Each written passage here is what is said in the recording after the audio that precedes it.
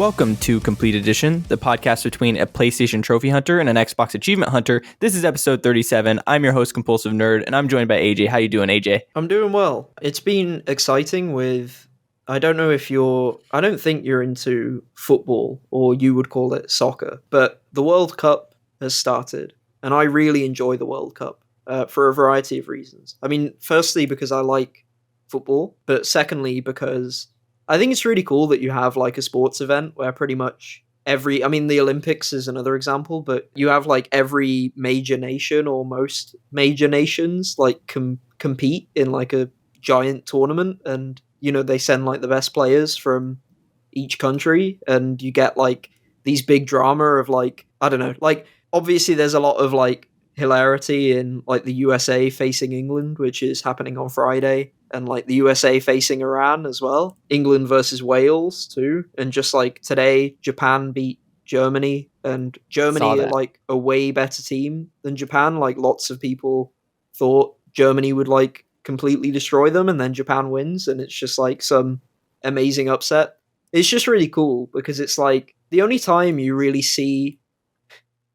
I don't know, this is maybe a stupid take, but the only time you like see countries like argue with each other and compete with each other, and like different people from different nations like talking shit, it's like pretty depressing usually, and pretty like mean-spirited or bad-natured, and is not friendly, or it's to do with like war and is like awful and horrendous. So it's nice to have like a sporting event where it's like friendly competition, and but also has like lots of jokes and memes, and feels like there's like an aspect of like risk to it, of like, oh no, what if the country gets like humiliated in this way. Like, I just think it's really cool, both in terms of like the international stuff and in terms of like the games themselves. I watched the USA game. Really disappointed that it ended in a tie. But the USA versus Wales game is what I watched, and I probably will watch USA versus England. Probably. Yeah, so the way it works, I don't know if,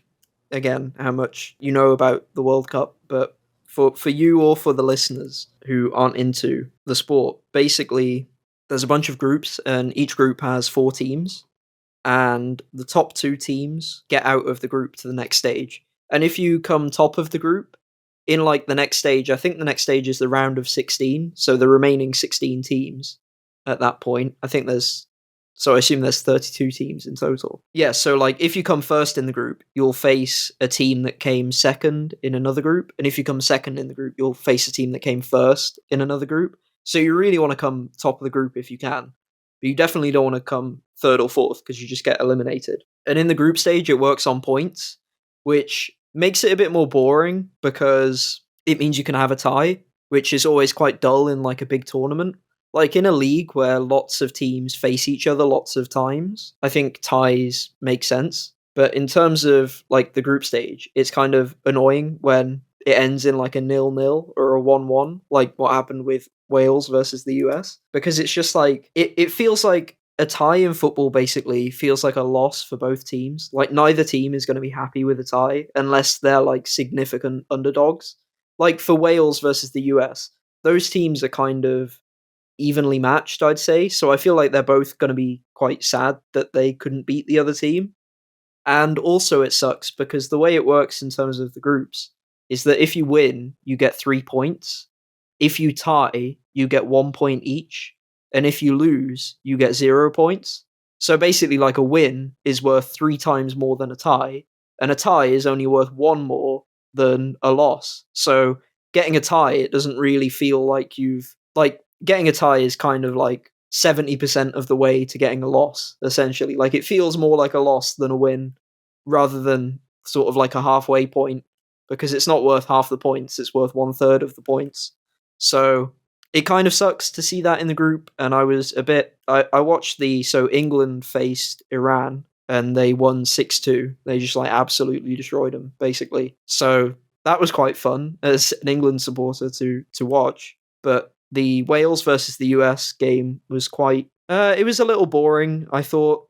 I mean, I'm glad it did have some goals, because some games just don't have any at all, and then that's really, really boring. But I felt both teams played not brilliantly. I think they made some pretty big errors but I'm also kind of like, maybe they'll build into the tournament more. It's really unpredictable. And also, it's kind of the other thing I like about these tournaments, like the World Cup, is so for the group stage, every team plays each team in the group once and only once. So it's like you've got like one shot, right? Like, so like the USA versus England, like they won't play each other again. So it's like that one match will like be like, I don't know, definitively like who wins that, or if they tie or if they lose or whatever, like that's going to be sort of carried through the rest of the tournament and will like enormously matter to both nations in terms of people who care about football, I guess. So it's quite cool in terms of like the big drama, I think, between the teams, since they never face each other again in the tournament.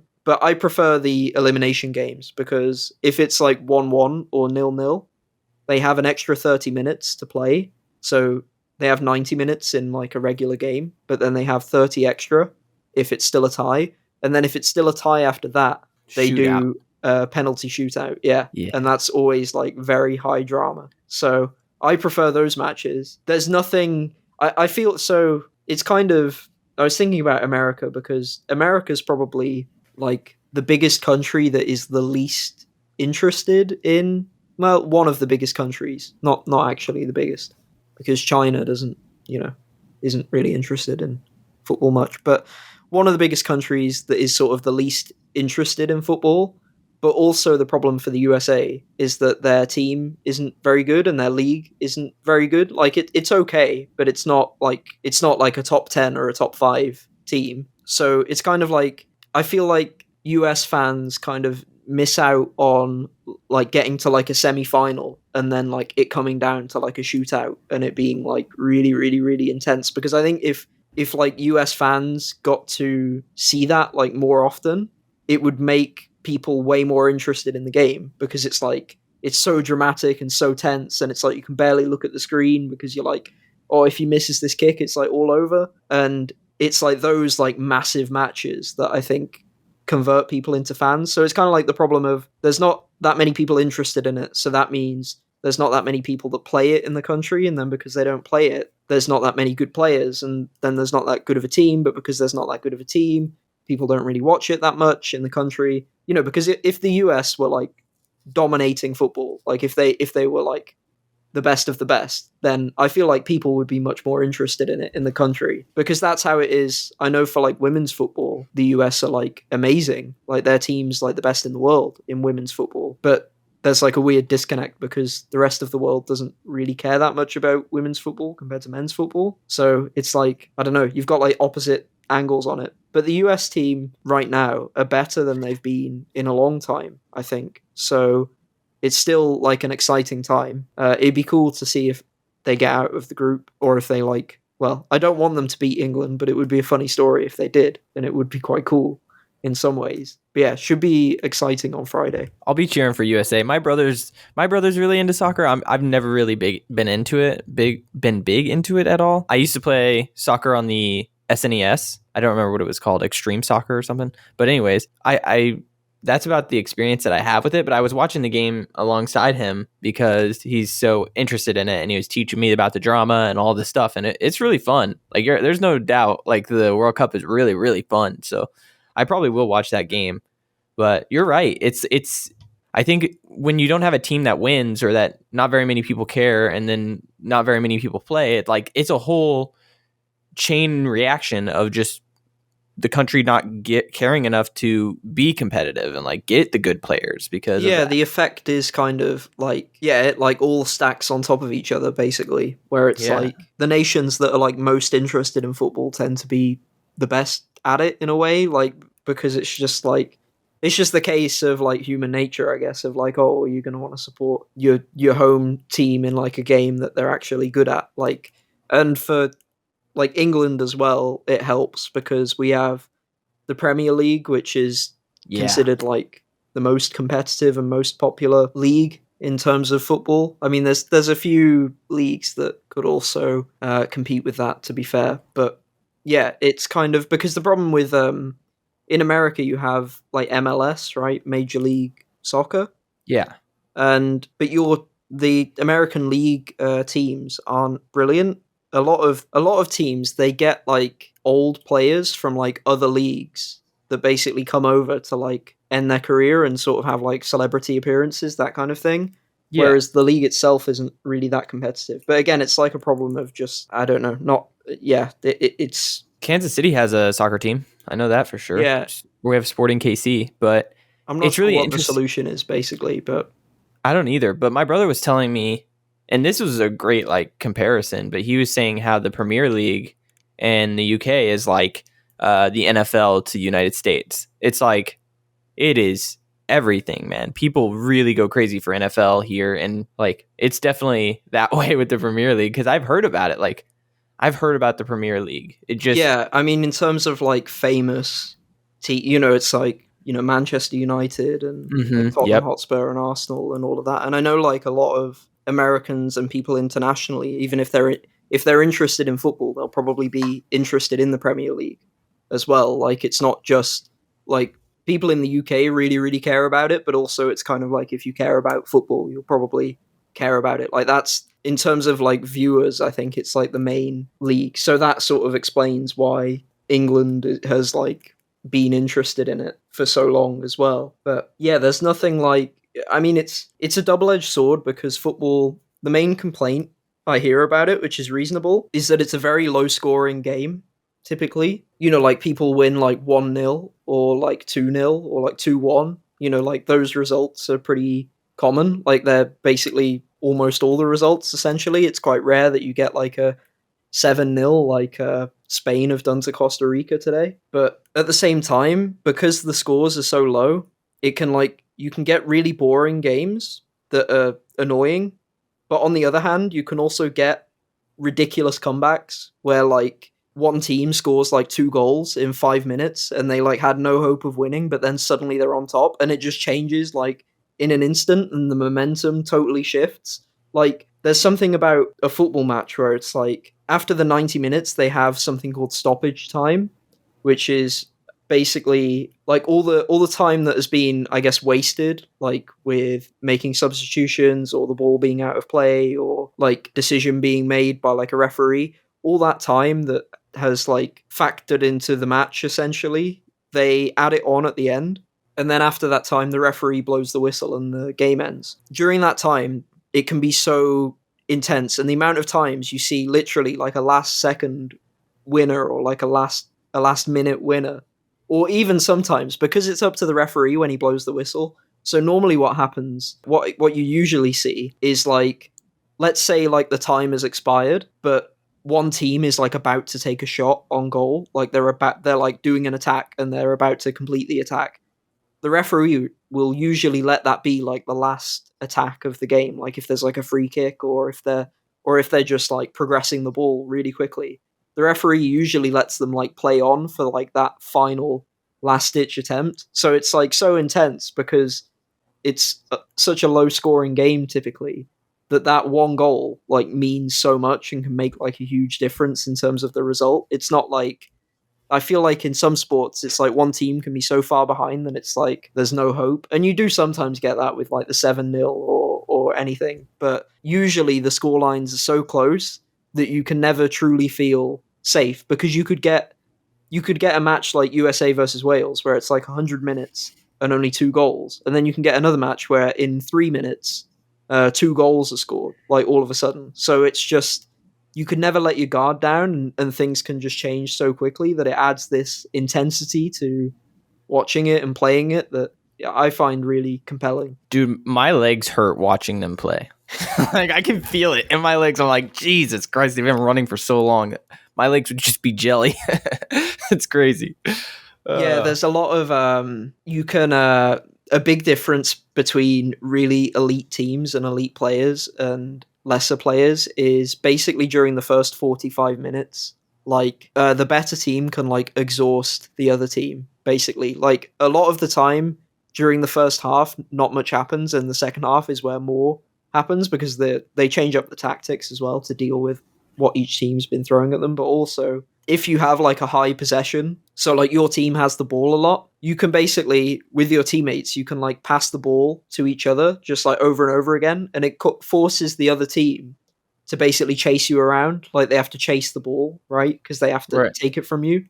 So like you can have a team that just like has like 80% possession where they just like pass it between each other. And the other team just has to keep like sprinting at them like over and over and over and over again.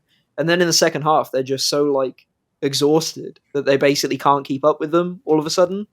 So there's a lot of like tactics that basically exploit the fitness of the players and like forces them to like run way more than they want to. It's a really cool game to watch. I've got into it more and more over time, but the World Cup's my favorite, definitely. Although it can be so heartbreaking as well, because like for like Germany versus Japan today, like Germany losing that match, it like means that they might get eliminated like straight away. Like Argentina lost against Saudi Arabia as well, which was a crazy upset, and it might mean that because this is Messi's last World Cup, it could mean it's like completely over for him. Basically, Argentina might just not get out of the group, and there's just so much like drama, and it's so cool that it's like between countries and between teams and players and everything. It's great. It's pretty amazing. I can't lie. I'm not big on soccer, but I do understand the low scoring nature. Like I'm a huge baseball fan, and I totally like I understand. And you're in the last inning, and you got to score 2 runs in just one swing of the bat, dude. And all of a sudden, your team is up, and it's just like, God dang, dude, you're never, ever, ever like comfortable because you just so quickly the tides can change. It's really I mean, cool. for the Germany game, it was like 30 minutes in, Germany scored, and then Germany stayed 1-0 ahead until the 75th minute. So like for most of the game, they were ahead and comfortably ahead. And then in the 75th minute, Japan scored, and then in the 83rd minute, Japan scored again. So it was just like in less than 10 minutes, they basically completely like reversed the lead essentially in their favor, and it's just it's so I don't know, remarkable to watch sometimes. It is. It really can be. Have you been playing some games? Oh, I've been playing a ton of games since Me we too, last dude. spoke. Me too. I don't know. So I feel like we should probably start talking about Shadows of Rose because we've both played it from Resident Evil Village. All What right, did you let's think do of it? that. I loved it, and I want to say right now for the people listening, there will be timestamps. So if you don't want spoilers at a certain point when we mention it, just skip ahead. But I think we're going to do a little spoiler dive on this because I really, really enjoyed this, and I kind of want to talk about exactly how it ended and kind of what's going on with the future. But man, from the beginning of this DLC, I just needed more from what Village ended with, and I'm surprised how they did it, really, because I think that there could be a lot of complaints about revisiting areas and kind of not very much new, but giving you a character that has a different play style. And I really enjoyed it. I thoroughly did, and it was perfect for Halloween vibes, which, dude, we haven't recorded an episode since before Halloween, which is kind of nuts. But like, yeah, it fit the vibe so perfectly. It was released on like October 28th, I believe, and it was cozy is what I kept telling Moki, but he did not like that description. But man, it did horror very well. It did man, we'll get to spoilers, but yeah. Okay, so I'm generally positive on it. What did you think? Yeah, so for me, it was like a 7 out of 10, I'd say. I enjoyed it. I think I enjoyed it more than I thought I would because I was really excited for it. And then the reviews came out, and it was kind of like, the reviews were kind of like, they were like, it's okay. And I saw the gameplay, and the gameplay, I feel like in third person, it looks a bit more clunky. Like the movement looks a bit more awkward than in first person now. I think it's because of the slow movement speed, perhaps, but watching it, it was like, oh, I don't know about this. And then also, you can immediately see like it's the same environments from the base game, and so it's kind of like a lot of bad signs all at once. But when you actually play it, like they've designed the encounters really well about sort of against the environments, and it doesn't quite play as clunkily as I thought it would in like a negative way. I feel like the story for me, maybe this is where we'll disagree the most, but I think the story wasn't as interesting as I thought. I mean, to not go into spoilers, I think some stuff was incredibly obvious, and it's sort of treated as though it's not obvious, and the audience is kind of treated like an idiot in a way. And then also, it doesn't move things forwards as much as I'd like. I mean, it's fine, I think, because it is a side adventure, it's a DLC. Like, if this was the story of a main game, I'd have like a big problem with it because it really doesn't go anywhere in my opinion. But or it sort of goes somewhere and then goes backwards and sort of Yeah. returns to the start essentially. That, So that's what I wanted to talk about so badly because yeah, it's it like, kind man, of I had questions and they just didn't answer yeah, it exactly what I really wanted. meanders around a bit and then kind of just sort of ties itself up back at the end of Resident Evil Village already. So Yeah. it's kind of not fantastic in terms of that for me. But it was fun and it was great to return to this game because this game is amazing. I mean, I think it got overshadowed in the year it came out by other games for both of us, but we were both extremely positive about it and it was one of our favorites of the year. And it really reminded me of that when I went back and played it again, just because it's so much fun to just. I think I played through it twice. I played it on normal and then on the hardcore mode. Hey, me too. And normally I go straight for the hardest difficulty in games now. But this time I was like, no, I'm not going to. And I'm like, I'm totally fine with 2 playthroughs. And I think I took my time on both playthroughs as well. I wasn't like rushing on the hardcore run because I didn't really want to say goodbye to this game. Like, I realized that I was having such a fun time with it. And, it's a bit streamlined and simple. That they could do more with the enemies. It's kind of like the Resident Evil 7 problem where Yeah. the enemies aren't very varied. Whereas I thought Village did such a good job of having varied enemies that the DLC not really continuing with that is slightly disappointing. But I still enjoyed it a great deal. I think it's worth playing. It flew under the radar, which is kind of sad. I feel, at least from like social media, I don't have like the sales numbers to hand, but it didn't seem like it got much of a push, but which is a shame because I do think it's really fun. So yeah, I enjoyed it. I did too. And I say from here, we'll probably jump into spoilers because I just want to get down to some of the really cool parts of this. But so this is the final warning. Head on out and then we'll start here. But I was I would say it's an 8 out of 10 for me. It was good, but it was lacking some things. And I know I sounded really hyped about it, but that's because whenever I was playing it, I was like, man, I am really happy to be back in this game.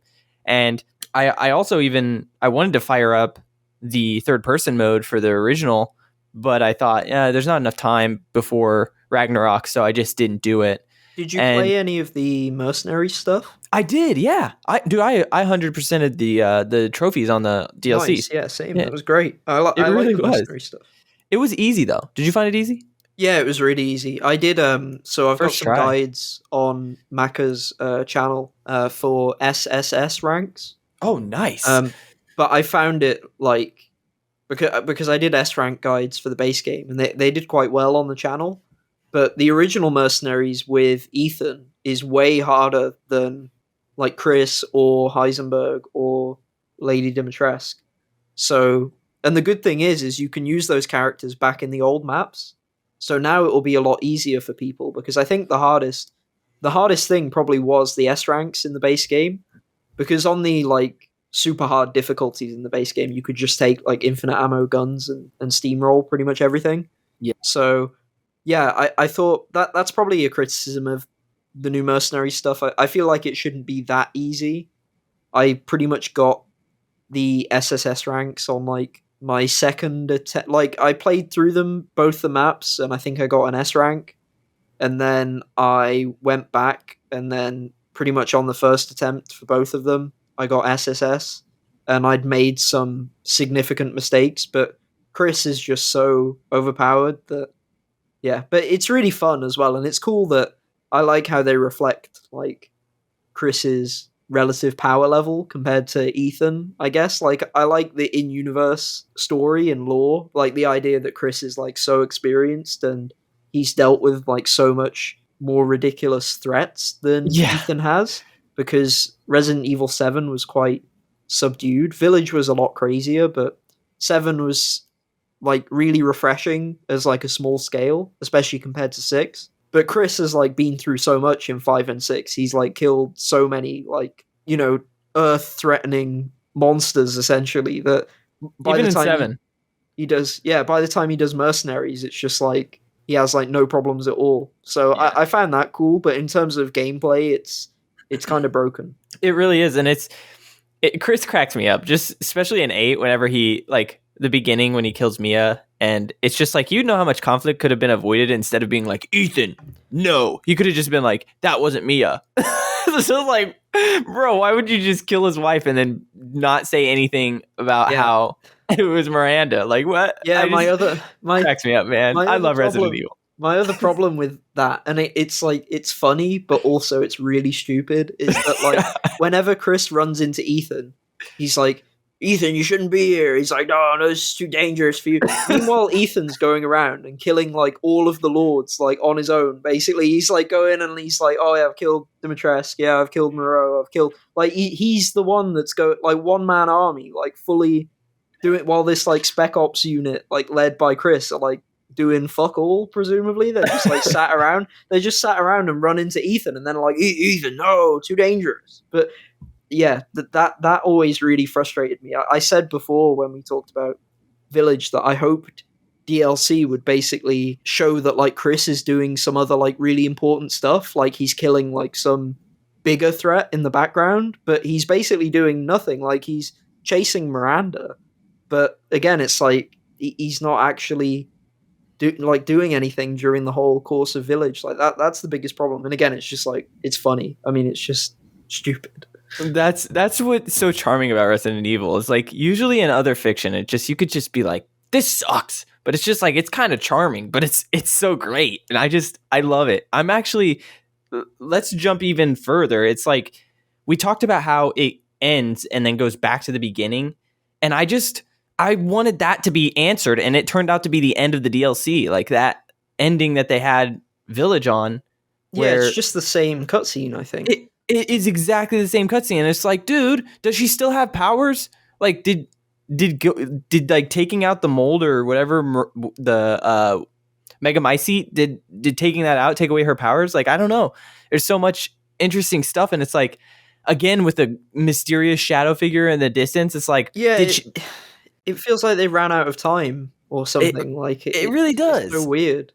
It's very weird, and it makes me excited for Resident Evil 9, but like, there's too many questions. It's like, they're gonna have to answer them, because there's too much. It feels like there would be such an easy win for them as well, because all they had to do was kind of like, when you see that cutscene come back, my first thought was like, oh, it's gonna be like an extended cutscene, right? Like, it's not gonna cut away when the guy stops by the car, like, and it's gonna like zoom in, and it's gonna like show them having a conversation and like show who it is. Like, that was my first thought, like, oh, they're going to do this. And that would have been really cool. Like, it wouldn't have answered everything, but at least it would have been like an extra nugget of information.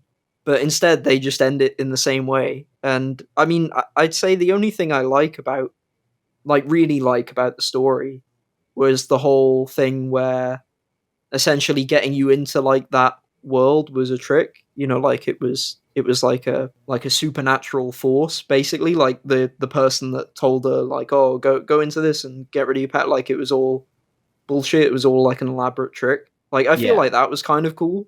I did too. But the stuff with, I mentioned earlier, sort of trying to keep it vague. The stuff with like the notes being Ethan, it's like so obvious from the start that it's going to be Ethan, and then they leave it for too long. And then, like, it's obvious from the start, and then they keep making it even more obvious. Like, and then when they do it, they treat it as like such a big surprise. Like, it's meant to be like such a huge shock, and they kind of overdo it. Even then, they're like, "Oh, isn't that a real like shock? Like, are you shocked? Like, oh my god!" And then they like explain it like too many times, and it's like, yeah, I mean, we get it was always going to be him. Like, it wasn't going to be anyone else. It doesn't make sense. And then, I mean, the only good thing about that, I think, is that it's really cool when you're like fighting with him, like with like a corporeal like version of him, like him with the shotgun, you know, like he like shoots the zombies while you run. Like, that stuff's really cool. So at least there's a payoff to it. But in terms of how they treat that aspect of the plot, they drag it on too long. It's too obvious from the start. And then they also sort of treat the audience like idiots when it is revealed. So yeah, wasn't a huge fan of that. Yeah, and then Rose is like, was that my dad? It's like, yes, that was, what? Like, there's just so much. There's just so much in there, and I'm like, Come on. They did really treat the audience a little bit like idiots, but I wasn't mad when they took the weapons away for the mannequin section, which is kind of what I wanted to talk about the most, because that section was probably the peak of the gameplay. Like, that shit was awesome, dude. That was honestly, I've heard people saying like that's the scariest thing in video games they've ever played, and I'm like, I kind of get it. It's really, really cool how you like have to look at them, but then you have to go around corners. corners. How when you look at them, there's still like a few frames of them moving, right? Like the janky like movements. Like they make it so you can still see it, like it's not immediate, and I think that adds to the fear. And the way they build it up so that you essentially have to look at several mannequins at once from different directions that like really make you panic. I think that's really cool. I prefer the mannequin section to the baby section. I think it's like it's better than the equivalent in the base game, which is impressive. I agree with that. And the cool thing is like you think about looking at those mannequins, but I think that the level design is also a huge part of that, because there was a couple times where there's this hallway that has like 2 routes that you can take, and if you like you're like, oh, I'm gonna be clever and go through this route, and it's like you think you're looking through the doorway where it'll come, and then it comes from behind because there's an open hallway on the other side. So I got grabbed like a couple times. I'm like, damn, it scares the shit out of me, because it's like you think you're playing it so smart, but the mannequin goes around the opposite direction of you. And I'm like, this is so well designed. And it happens a couple times where you're running backwards, and there's like, when there's multiple of them, there's one behind you, and you're like, oh, I can't look at it, because if I do, it's gonna move. And so you like, it's so well done. Like it's really good level design and also good like AI design. It was really, really fun. I found that part super cool. It was cool as well to get more from the Duke as well, because I think everyone loved him as a character and was sort of like he's such a good character, but in the regular game he's just a merchant, which it feels like he's kind of underutilized. So it was nice to have him like as an antagonist for the DLC. And then that's not the real Duke though. Oh yeah. But you get what I mean, obviously. Yeah, absolutely. But I felt I really enjoyed the mannequin section. I didn't like the almost, I guess, Little Nightmares style stealth. I mean, I think it was a cool idea, but I don't think it was. The level design was very simple. The stealth was kind of a bit frustrating, and you could use like the freeze ability there, so it was also kind of too easy. It felt a little janky to me, because the game, like the mechanics of the game, aren't really built for it, and it also did feel a bit derivative in some ways. But it was a cool idea, definitely, but it was kind of out of place. It was maybe getting a bit too crazy as well for me.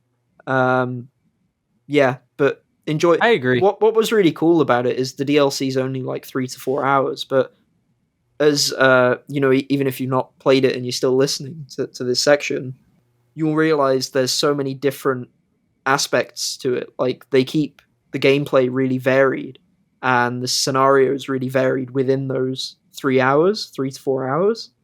So that's something I really appreciated with it as well, because the sort of Dimitrescu Duke section is probably the longest. And at first you sort of like, oh, is this going to be the whole thing? Like, I really hope this isn't the whole thing. But then it throws so much at you so quickly afterwards that it really keeps you guessing, and it just feels like an adventure in the same way that the base game does. And so I thought that was really cool. I did too. And I think that you're right about how short it is and the pacing, because I also replayed it twice, and I didn't mind it. I actually really was looking forward to my second time through, like doing it on the hardcore mode. I was like, wow, this is so fun. And then I've also had a conversation where people said that like this is the easiest of the new Resident Evils of 7 and 8 and the hardest difficulties. And I think that I agree with that. I think it was pretty easy, but it didn't change how fun it was. And you still have to use your survival horror tactics and cheese and everything. It's so great, man. It was really, really fun. But one thing I did want to say about Mercenaries is that I kind of love how they can just take their engine with all of the enemies that they've designed and everything like that, and then give you like an arena to just like kind of play with that stuff. But then on top of that, using some kind of slider or whatever to make like some of the enemies really small so it's hard to see them, and then some of the enemies like gigantic. I freaking love that, dude. It's so much fun to see. You just like turn a corner and you just see this giant like witch swinging a freaking like sickle or something, like it's awesome. It just, I really do have a lot of fun with that mode, and it's just extra content. Not really serious, nothing too much, but it's just like nice to give me something to play with this game, because it's fun.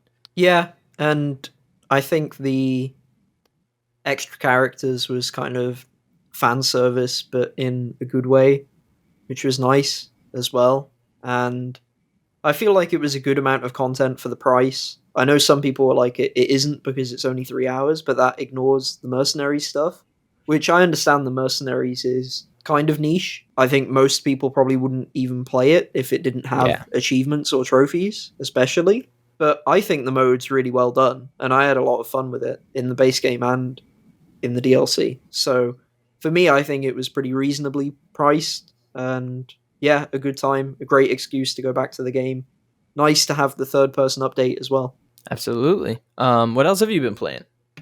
So I briefly played a game called Hunt Showdown. Oh, I only played about an hour of it, but I really enjoyed it. It's kind of like a battle royale, only it's more like Escape from Tarkov, I suppose, where you go into a map and there's other like hunters on the same map, and you're trying to figure out where a target is, and then you kill the target, and then you get like a bounty, and then you extract and leave. But there's a lot of like there's piranhas in the water, there's like flaming zombies, there's regular zombies, and the most deadly thing is other players, and you die really quickly. You die in like 2 shots, and so it's like a race trying to find the bounty target, and then when you find them, once you kill them, I think it sends off like an alarm to all the other players, so all the other players are like coming at you and might try to like siege where you're at, and then you have to try and like get the bounty and get out, or like kill the players that took the bounty and then get it and get out. It's a really dynamic game, really interesting game. I'd heard great things about it for a while, so I thought I'd check it out, and I've been having a good time with it. I wish I had put more time into it. I'm playing solo at the moment. It'd be good to play with friends, I think. I play with like the autofill because you're at such a disadvantage if you like play solo, essentially. Like it's better to play with strangers than it is to just play completely on your own. Because other teams, like there's no solo queue in the sense that if you search solo, you'll go against people that are in teams, which is like, given how quickly you die, it's really bad. So it's better to just have strangers on your team. So that's kind of a damper on the experience, but I'd rather play with friends. Playing with strangers, fine. Want to play some more of it at some point, but just haven't had time. Have you heard of the game, or? I have heard of the game. I used to listen to some podcasts back in the day, and I looked it up because I was like, this is actually a couple years old. It was released in 2018, and I remember people talking about this game and how much fun it is and how unique it is, and it looks awesome. I thought about playing it back when it released. It was like, wow, this looks so different. And I think that you're right. I think that this is a game for friends. Like this game looks awesome. So. Yeah, it's really an interesting game. It's been getting, I think, more popular because I remember, so Skill Up might be how I heard of it. But at the time when he did the videos on it, the game wasn't that popular. But I looked at the Steam charts for it, and it seems to just be getting like more and more popular, which is what happened to Deep Rock Galactic as well, which I'm a huge fan of that game. I think it's such like when you make a game that's so unique and has like multiplayer in such an interesting way, it's kind of, I don't know, it feels really good to see that it gains an audience and then gains like more and more momentum because there's just no substitute for it. It's a really cool thing to see. Kind of similar to Payday 2 as well, where it's like the Payday games and Hunt Showdown and Deep Rock Galactic, there's not really an equivalent. You can't really swap it for anything else. There's no substitution effect. So it's nice for games to be that bold and creative and take that risk and then be rewarded for it by like a huge player base or a player base that keeps growing bigger and bigger. But yeah, also I've been playing Pentiment. So this game I think is fantastic. It's my third favorite of the year. Wow. So first for me is Elden Ring, second is the Cuphead DLC, and then third is Pentiment. I wasn't fully convinced by this game when I saw it at E3, I love Obsidian. I think they're a great developer. They might be Xbox's best developer, to be honest. I'm amazed by the breadth of the games that they've made recently as well, because they've got The Outer Worlds, and then they've got Grounded, and then they've got Pentiment, and those games are all so different from each other, both in terms of scale and scope, but also in terms of the types of game they are. Like, they've all got role playing mechanics, but one is like a really focused, specific narrative adventure. One is like a more, Fallout like RPG, and then one is this like survival co-op multiplayer game. And all of them have been received well by like different communities essentially. So they're a crazy developer, and I love like seeing everything that they do at this point, because it just seems like they're so imaginative and they're so happy to take risks as well, which I really value. In terms of, I love playing like lots of like weird. I mean, I just talked about Hunt Showdown, right? I love playing games that are unique and just completely out there and can't be substituted for anything. So they're a studio that I love how they've just kind of gone crazy and are just like, hey, this might not be for you, like this is going to be something that's a bit out there. It won't be for everyone, but it's a unique experience and we feel really passionate about it. And it's probably not going to be like a blockbuster mainstream hit game. It's not going to be Skyrim 2, although they are working on Avowed, so they're sort of trying to cover all of their bases in that way. And also have these like small, almost independent, I mean, it's not independent because they've got, the backing of the studio and the backing of Microsoft. So, but those sort of smaller, more niche titles, it's really cool to see. And Pentiment is fantastic. While I was playing it, I got sent a code early for it, but while I was playing it, I was like, some people are going to hate this game. People are going to uninstall it. They're going to be like, this isn't for me. I don't understand what's going on. The game has no voice acting. It's just all reading, essentially. Reading and making decisions and talking to people. And it's also about such a specific place. So it's about Bavaria in the 1500s during the Holy Roman Empire. It's like a very specific time in history, a time in history I feel like most people don't know much about. Like it's not like World War II, right? It's not like a really popular sort of pop culture time. And the game challenges you in terms of, it makes you like debate theocracy and Catholicism and Martin Luther and all of this stuff, and it makes your character like, you've got to like take a stance on it, and you've got to talk to people, and there's highly educated people in the game where they know exactly what's going on, and you've got to like spar with them in terms of words, and it can be quite intimidating and off-putting to a lot of people, I'm sure. But for me, I just felt totally immersed and welcomed in the world. And I love seeing writing like this in games. I think the writing's fantastic. The only criticism I have of it, and it's not really a criticism, it's more personal taste, is that the game's quite modern in terms of its dialogue, in that it feels like there's some, I mean, I'm not a historian, so I don't know for certain, but it feels like there's some anachronisms in the dialogue in terms of people in the game seem to talk more like people today talk than people would talk in the 1500s. People call each other assholes, for example, right? Where I feel like Right. that's, there were arguably even more like, well, definitely more vulgar insults back then that were sort of more common, it seems.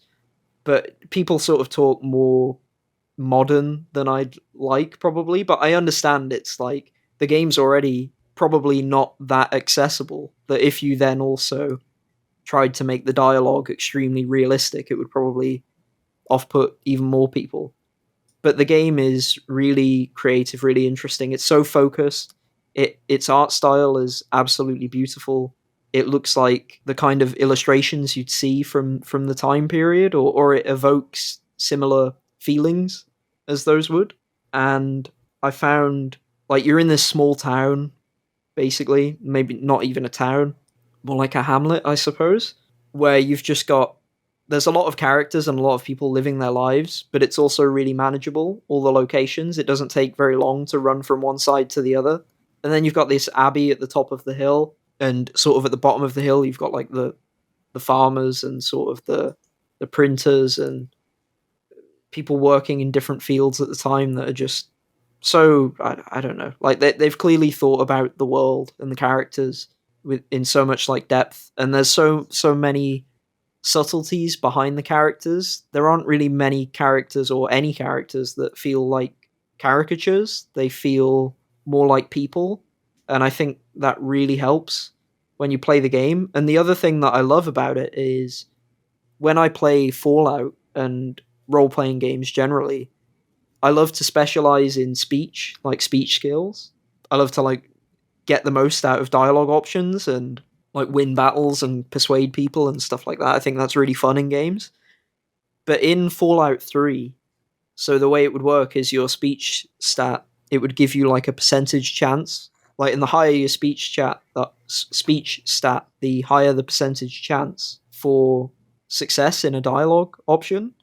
But what you could do is you could just like save the game and then reload the game over and over until the dice roll works in your favor. And what some games after this did is they made it so like the dice roll was like already actually set in stone, so you couldn't reload. Like it would already be like instanced in a way where you couldn't actually sway it either way by doing that. But I think that seems to be a bit inelegant. And then in Fallout New Vegas, which I prefer, they made it so you have to have the stats. So you'd have to have like, let's say 45 speech. And if you have like 44 speech, it's like a 0% chance. Like, you have to have the speech stat and then it will work. But I was listening to Josh Sawyer, who's the design director at Obsidian and also the director of the game and one of the, I think the lead writer of the game. And he talked about how the problem with New Vegas in terms of its dialogue system was that because like you saw that one of the dialogue options required like a high stat in speech or explosives or science or whatever, players just pick that one because it gives you XP and also it's like always the best option. Like the one where you've got like the stat to win, it'll like always be the best thing. So it meant people weren't really reading the dialogue or thinking about what they want to say. They'll just always pick, or most of the time pick, the one where they've got like the highest stat and it just like lets them go through successfully. So in this game, what they do that's really clever, and Disco Elysium does the same sort of thing, is you pick like your background. So you pick like, oh, you know, where did you spend like a long time on holiday? And like when you were at university, did you study like law or are you like a logician? Are you into like nature or, you know, people or that, or, you know, are you sort of into like thuggery and that kind of thing? Like you get to choose character traits and a background. And then in dialogue, you'll get options based on those traits. But a lot of the time, picking the traits isn't like a positive. Like you might have like a logician, so like you're really good at logic, right? You could be really good at logic, your version of the character. But a lot of the time, if you pick that option, it actually has a negative response. So players will be like, "Oh, characters will be like, oh, you're so pedantic. Like I obviously meant this thing and not this thing. Like, why are you picking up on this like stupid detail that doesn't mean anything?" Like characters will be very negative towards some of the stuff that you use from your background. So you actually have to think carefully about what you say. Like, for example, if you know like a lot about law as well, you might be able to like correct someone or like explain how the law actually works. And sometimes that'll be a good thing, and sometimes that'll be a terrible thing because it will like either like give too much information away to a character you don't want to know something, or it will again feel sort of needless and like you're putting yourself above them. Like they'll see it as you kind of being like, oh well, I'm much smarter than you, so like actually it works like this. And they'll then be more negative towards you. And if you need to convince them of something later, the game will remember. It will be like, oh yeah, you were kind of like a dickhead to this guy, trying to like explain to him the law and treating him like he's an idiot. So now he's not going to give you this information that you need. And the game's really clever about doing that and making it so you actually have to think about the context and you actually have to think about the dialogue and where you go. And the way the speech checks work in the game, it will give you like a tally. Like you'll want to attempt to get like this really important information out of someone, and it will be like I don't know. I'm gonna give examples that aren't actually like from the game, but it will be like, oh, you helped look for his brother, like +3. But you corrected him on like this dumb shit, like -1, and it will be like you're friends with this other character who he likes, so it's like +1, and then it will be like there'll be like a progress bar basically that will be like if you succeed or fail based on that. And there's so many different areas where characters have this that you have to think so carefully, and it's so satisfying to be like, well, it's so satisfying because it's so difficult to honestly get the successful speech checks, like the convincing people is actually so tough that when you get it like all lined up, you're like, yes, like I've nailed it with this person, that they love me and they're gonna give me everything I need to know. And the main, I guess, the main like thrust of Act 1 essentially is there's a mysterious murder that happens, and so your mission is to find out who killed this person. And so you're trying to persuade people to find out information for your investigation. But the way it also works is that there's a limited amount of time.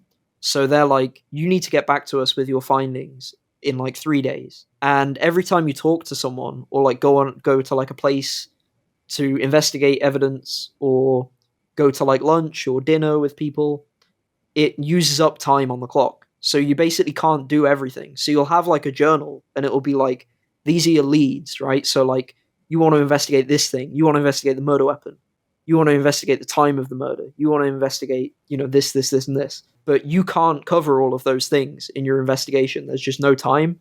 So you have to prioritize. Like you have to be like, either I'm going to go like all the way down this one track, basically, like let's say the murder weapon, for example. I'm going to go all the way down that track, and then I might have time for like a bit of something else.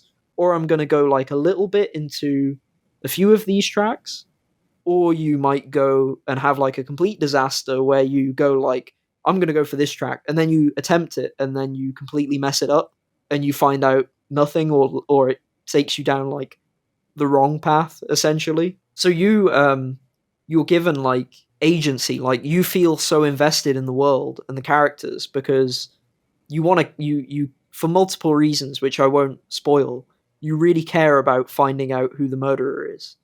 And you have like limited time and you have to make decisions, and it's not clear which are the right decisions. A lot of games do this where they have decisions, but decisions are like, do you want to be the good guy or the bad guy? And then everyone's like, oh yeah, I want to be the good guy. Basically, like they're not even real decisions. They're kind of pretend decisions, or decisions for like a second playthrough for the most part. I don't know if you've seen, but the stats on like Mass Effect, for example, the amount of people that play Renegade, it's something stupid, like 9% of people, and the rest all play Paragon because, of course, most people would. Whereas this game, it feels more deliberate and, I don't know, intelligent in some ways, sophisticated, mature, perhaps. I think terms of how the decisions, like, you can read the decisions and think about them, and different people will come to different conclusions, and they're like genuine conclusions. They're not like, oh well, I wanted to be the good guy this, but it's like, no, you like all want to be the good guy pretty much. Like it's just that you think like this is like better for the investigation than this. And a lot of the time when I was playing, I was like, I shouldn't have done this. I was like, I've done this and I've made a mistake, or I'm like, I wish I could have done this other thing, or like maybe I should have done. You have like a lot of self-doubt because all of the options are so like equally matched to each other that you genuinely feel like, if I go down this path, I'm going to miss this other thing. And it's like, some people might find it frustrating, but I think it's like amazing. Like I think it's brilliant in terms of writing and game design. I think it's like fantastic that they do that, because it's meant to put you in the shoes of the character, right? Like it's meant to be, this Andreas, the person you play as, he's given this like strict time limit and he's frustrated, and so it's kind of like the player gets frustrated, but it's like you're supposed to be, because you feel the same time pressure and you feel the same like guilt and responsibility to find the killer. And I might have spoken before, but I like when games make you feel a wide range of emotions. I feel like they don't really explore all of the emotions you can feel. Most games want you to just have fun, and that's basically it. And I know, like, Neil Druckmann got into like some heat about that, right? Because he was like, we don't use fun, we want to do other things, which is a good thing. Right. So, people misinterpreted it, essentially, and it became a meme. And the meme is quite funny, but at the same time, I get what he means, and I think that games and films and art generally should make you feel challenged sometimes.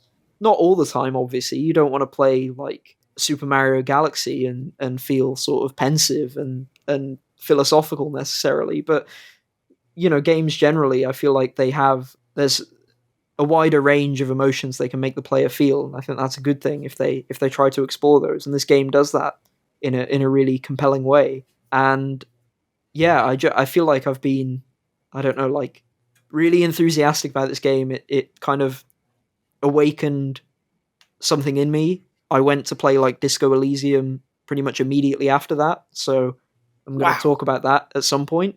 Well, but dude, yeah, Pentiment. You really, sold really me. good.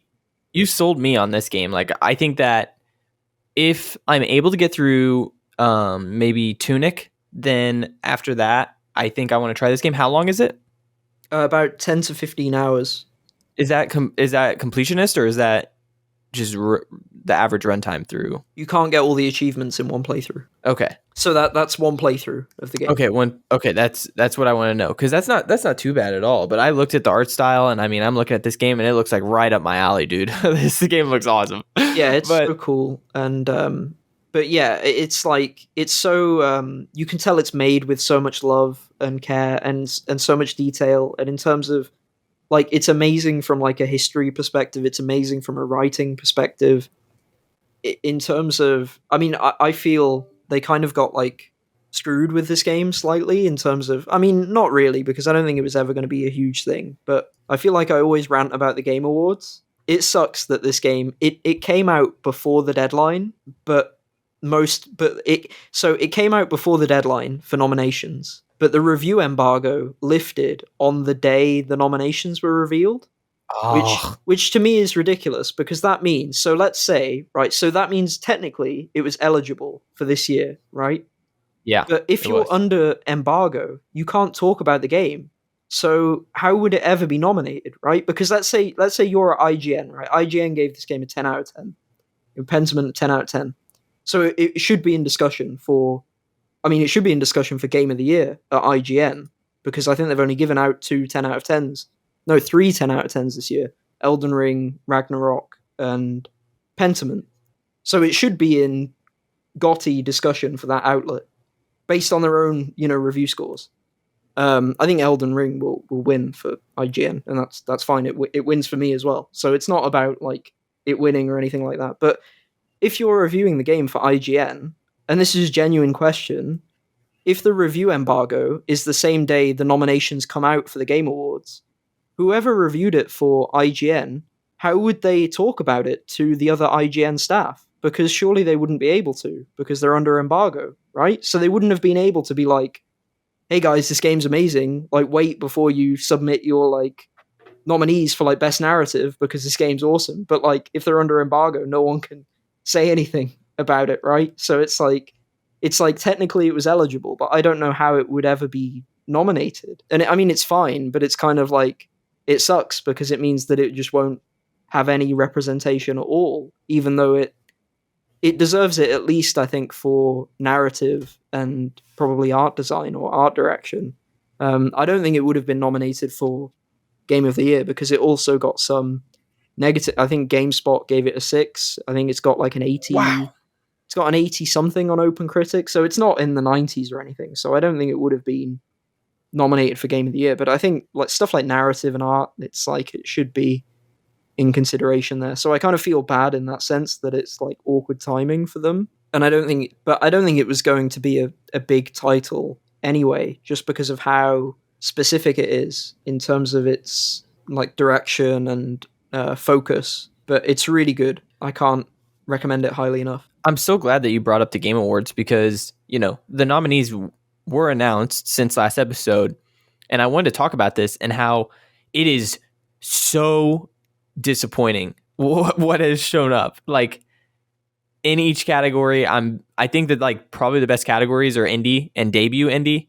Like everything else is kind of a joke, and I don't like that, and it makes me have to turn to other avenues. Like, obviously you always want to listen to your friends about games, but it's like with Pentiment not being there, and it should be, is like, I want to play this game. It's like so high on my priority list for 2022. Like, I don't care about anything else. I just want to play that game. It looks so good, and there's games that were nominated that I'm like, that should not have been nominated for that category.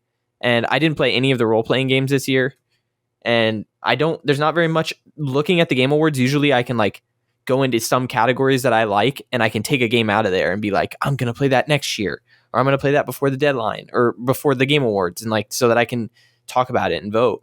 And a lot of the games are games that I just have no interest in, or they're just not worthy. Like, I've had friends be like, yeah, that's not that good. It's not good. Like, just skip that one. Cause like, I wanted to play Immortality, and I don't know if I could sit through that one. Like, yeah, I'm not. I thought it was good, but it feels like it's less good the more I think about it, but I'm not really sure. I still think it's worth playing. I found it quite interesting. I think it's my favorite of Sam Barlow's games, but I think Pentiment's better than it. So, see, that's what I'm saying. It's like, I want to play other things before that, but Immortality was nominated in the best narrative of this year. Yeah. And so was Elden Ring, and I haven't played Elden Ring, but I know Souls games, and I'm like, I don't know. Like, I'm sure that if you watch the YouTube videos, has a great story, but I just don't know if I would put it in that category. Like, that is just crazy to me. And there's so many examples of like that where I just am going throughout the categories, and I'm like, really? Stray in Game of the Year? Like, really? Like, yeah, I mean, I get it. It's good. But I mean, Game of the Year, bro, that it just basically is pandering to like the masses, because that game had a movement when it came out, and like, it was trending on Twitter. Yeah, and I think we've talked about it before as well, but I think it sucks that like structurally the Game of the Year nominees. I don't know if it's because of outlets or if it's because of the format, but it feels like it's kind of structurally compromised to me in that it's like there's always one indie. There's always one like Nintendo / like Weeb game. You know, like there's always like why can't like it come out that there's like 3 indie games that are nominated for Game of the Year? Like why is it always one? Why, like I don't understand. I mean, especially I guess the reason I bring it up now as well is because I feel like this year especially it didn't seem as though Stray was like head and shoulders above like every other indie game. It wasn't like a one horse. Like, people really like Neon White as well. People really liked Rogue Legacy 2. Like, there's lots of other indie games that people really liked. Immortality as well. Like, there's so many indie games that it's just odd that it's like, here's like a token indie game spot. Yeah, dude, I'm telling you, Sifu is like leagues better than Stray. Like, yeah, exactly leagues. Right. Like, that game is awesome. It's not even like about it being like better or worse. It's just odd to me that it's like, it feels like the distribution of like types of game are like always the same, right? Like, it's like there's never a racing game or like a simulator that's never nominated for game. Like, it's always like the same like, it's like almost like the slots are like designated for like these like big games, and they have like such an advantage going in that it just feels fake. I don't know, like, it's hard to... I mean, I have problems with, like, the Oscars and everything, obviously, as well. But in some ways, this feels worse, because it feels like the Game Awards, it's just, like, the most, like, mainstream things, like, the most mainstream indie, the most mainstream AAA, like, the highest production value game. Like they're the ones that are always getting nominated, and it's just, like... I get it from the extent of if it has the broadest appeal, it makes sense to nominate it, but then it's also kind of like, I feel like Best Picture shouldn't be like Marvel movies every year. Like, that feels like the equivalent, and it's like, you wouldn't have that in another industry, really. Like, I don't know. It doesn't make much sense to me, but it's fine. It's whatever. But in terms of... Yeah. I have seen people saying this, and I actually think I agree with it, but like, I think that I would like to see another thing step up that's not trying to pander to marketing and all this other shit, because like, I was like, yeah, but if you move it to January, then this is an argument that we've had before. It's like, if you move it to January, then the January games aren't considered, because you've always got that one extra month. And then someone was like, what? No, you can take the January games from that year and then go all the way to December, and you have all 12 months. And then exactly.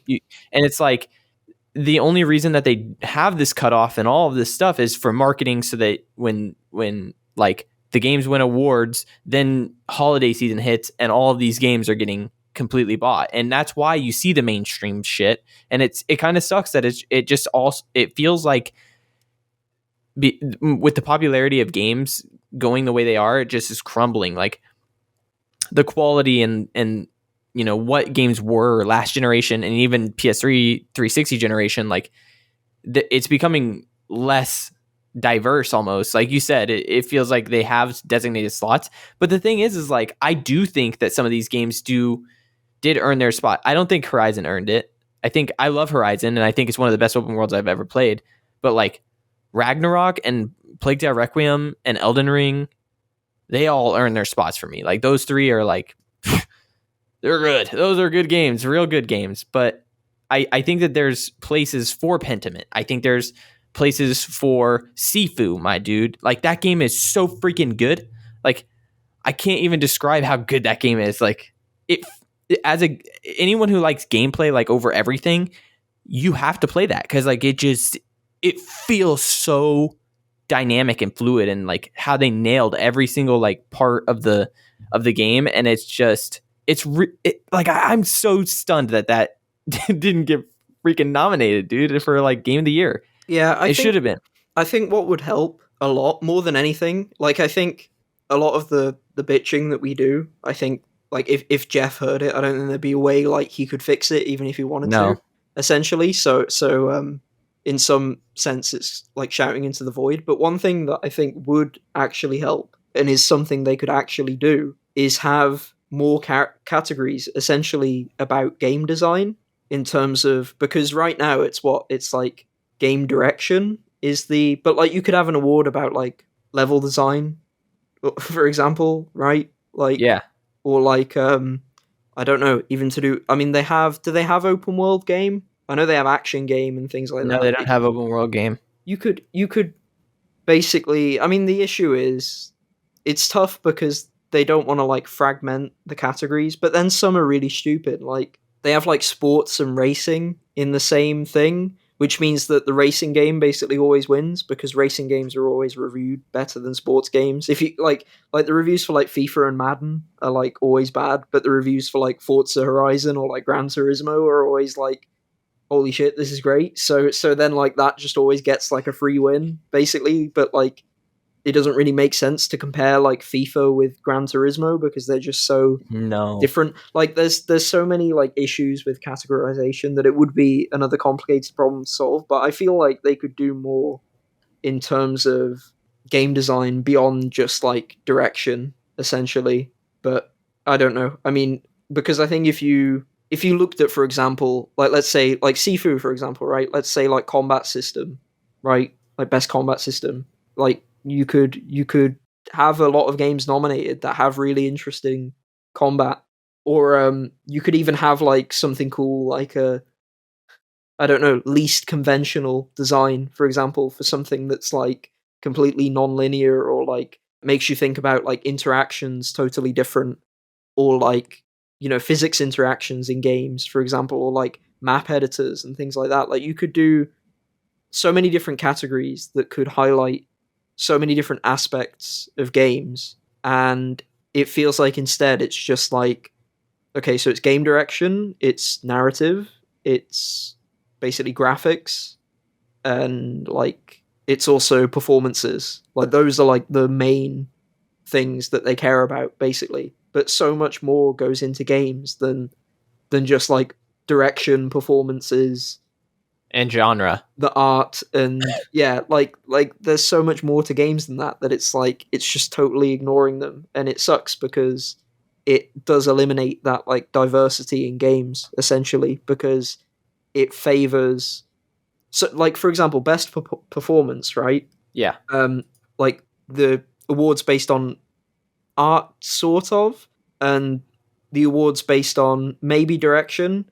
it feels like all of the awards are basically skewed for production value, because if you have like a really high budget, you're going to get great voice actors, right? Like you're not going to get bad Right. voice actors if you've got a $200 million game. Like it's not going to happen, right? So it kind of like is like a free award to like who spent the most money on their game, essentially, or at least in terms of getting nominated. Like in terms of the actual competition, it's maybe different, although there's some stupid stuff with like Immortality's nominated for best performance, but that's Yeah. like a full motion video performance versus like voiceover and mocap, and they're all jumbled together. So yeah, it's Right. like none of it really makes any sense to me. I like the best performance category, and I want, because like this is something that I was going to mention whenever I talked about God of War, but like I live for games like God of War. Like, and I think a lot of people like their big budget games, but I like narrative driven, like great performance, great writing, great acting video games, because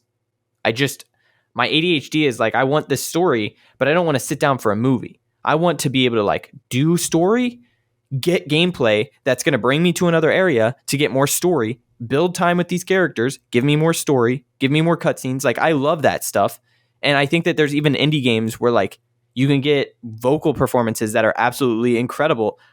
Oh, I just had a game on my mind and it slipped away. Oxenfree. Oxenfree is a game where you don't get this mocap, you don't get this crazy production value. You just get this really nice art style with really great vocal performances, like really great vocal performances. And I think that that can bring, you can bring those people into that. And it's just like, there's so many things with it. And I don't think it, I think that seeing it as the, like the best performance award is for the highest production value. I can get it, but I want to see more games like that. Yeah, And we're going in an opposite direction where we're getting more free to play, we're getting more battle royale, more multiplayer, more all this stuff, and it's like then your best performance is limited to these games that are only in that category. And it's like, I don't know how to fix it. But also I just looked up and it's like 85 million people watched the awards last year, and it's like they have to appeal to all of those people. yeah. And I'm I just think the problem is that a lot of the main game categories just favor like budget, big budget, yeah. yeah, It's essentially true. like they don't. It's not like an automatic win, like for anything, but it feels Right. like it is like I don't know. Like let's say I don't know. Let's just take like Undertale, right? Like that game, people clearly connect with that game very strongly, and it's in like a lot of like top 100 games of all time lists. But if you like went through the categories at the Game Awards for Undertale, it wouldn't even get nominated for most of them, right? Like there's no way it would get nominated for most of them. And yet Yeah. it's considered like one of the greatest games of all time. And it just like totally like slips through because it was made by one guy and it had a tiny budget and it was weird and it had like strange like choices and strange mechanics and it's like it's not going to win anything, or it's not going to get nominated for so many things because of that. And it's like, surely the award show should do the opposite. Like it should look for weird stuff, or at least it should look for both. Like it should reward both. So that's why I feel like it needs like essentially more categories that are more diverse, because then you can still have like, you still have the best performance, you can still have all of this stuff, but then you can also put a spotlight on these other things that people really connect with and clearly do really connect with and love, and critics love as well. So it's not even like a, oh well, why don't they like the thing that I like? You know, it's not even that type of thing. It's that, you know, critics love these other things, but they just don't get any opportunity to be represented. Yeah, and I think that the Game Awards is just too mainstream, I think, for a lot of hardcore gamers, because I think they're trying to appeal to masses. And I have friends who are so casual and like they only play these big budget games, dude. They won't touch indies. And it's like, it sucks that they won't, but I kind of get it in their lives and how they want to come home and then they want to ingest this big budget like spectacle. And like that's just how it wants to be. And with 85 million people watching, like I was just thinking to myself, like, couldn't they replace all the esports categories and like put in those ones that you were talking about, the best open world, the best level design, like things like this that would really push the awards towards games and like less away from like esports athlete and esports team and esports coach. And I'm like, these things, but I'm like, how many people from esports are watching this event? I actually have no idea. I can't take a poll or anything. The reason the esports stuff doesn't make sense to me is I don't really get how you can effectively compare, let's say, like a Counter-Strike player with like a League of Legends player. Yep. Like that doesn't make sense to me in regular sports either. Like, how can you compare like Cristiano Ronaldo to like Michael Jordan, right? Like they don't play the same sport. Like how do you how do you possibly like weigh them up against each other in like a fair way? It doesn't make sense. So how do you weigh up like a League of Legends pro against like a first person shooter pro? Like or even like a Counter-Strike pro against like a Call of Duty pro, because they're so different that it's like right. Like and I I love Counter-Strike. I watch Counter-Strike esports all the time, but I don't care about any of these awards because it's like it doesn't make any sense to compare these games or these people in this way. Like even with like the events, like they do like a thing for like best esports event, and I get like, oh, maybe you could look at like the production of the event, like the amount of technical issues, the amount of like skits and segments and viewer engagement. Like you can look at those things in a somewhat convincing way, but at the same time, it's like if you watch a League of Legends game or you watch a Counter-Strike game, they're so different. Like they're not the same thing. There's so many different things going on that it's like, how do you even compare these two? I don't know. And like I said, and a lot of things with the esports is people generally, because it is a sport, people generally watch one thing. So having them vote on like all the other ones that are competing against each other, it's like they've never ever seen a match of League. They've been watching Rocket League and their favorite Rocket League teams. Why is there like, there's just, if you're practicing a sport, let's say even the best esports athlete, they have no other games that they're playing. They are playing that game and they are practicing that game and they are putting all of their life into that game because it is their job.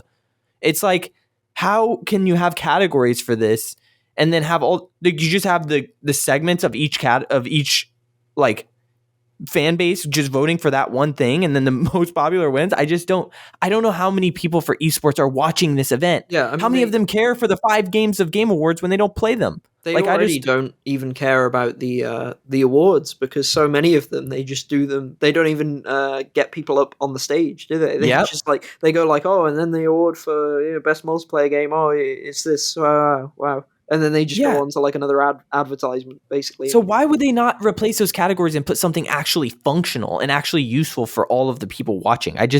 That's like the biggest complaint for me. It's like I've never ever voted on any of the other ones. Like none of the best esports, all of that. Like I usually vote up to a certain category and then I'm like, I'm done voting because I don't need to vote on anything else. And that's like half the categories.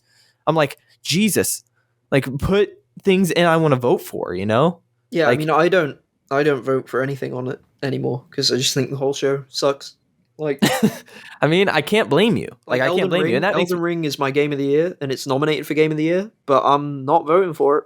Not voting for it. Don't care. Like, literally, it's like if it wins, it's probably worse for me. Like, I actually hope Stray wins because it will upset the most people. That's how I'm feeling right now. It won't upset me because I don't fucking care. Like. But I know it'll upset people on the internet. So now I'm like, okay. It just makes me happy that Overwatch 2 is not nominated in the game of the year because Overwatch 1 was and it won it. And in a year where games were so much better than that, so much better, and like just not over it. I'm salty since that year, and it just has gotten worse and worse. And it sucks because I really like this stuff. But maybe what I should start doing is turning my attention to DICE awards and things like that. But then I've seen these other award shows and Goose Game won like game of the year. And I'm like, oh my God, like what? Yeah, but I get that's funny and silly, but like, come on. That's like, if you told me like one game of the year, I'm like, you're a joke. Yeah, like, I disagree with it. I don't like that game that much, but I feel like at least it's an interesting choice.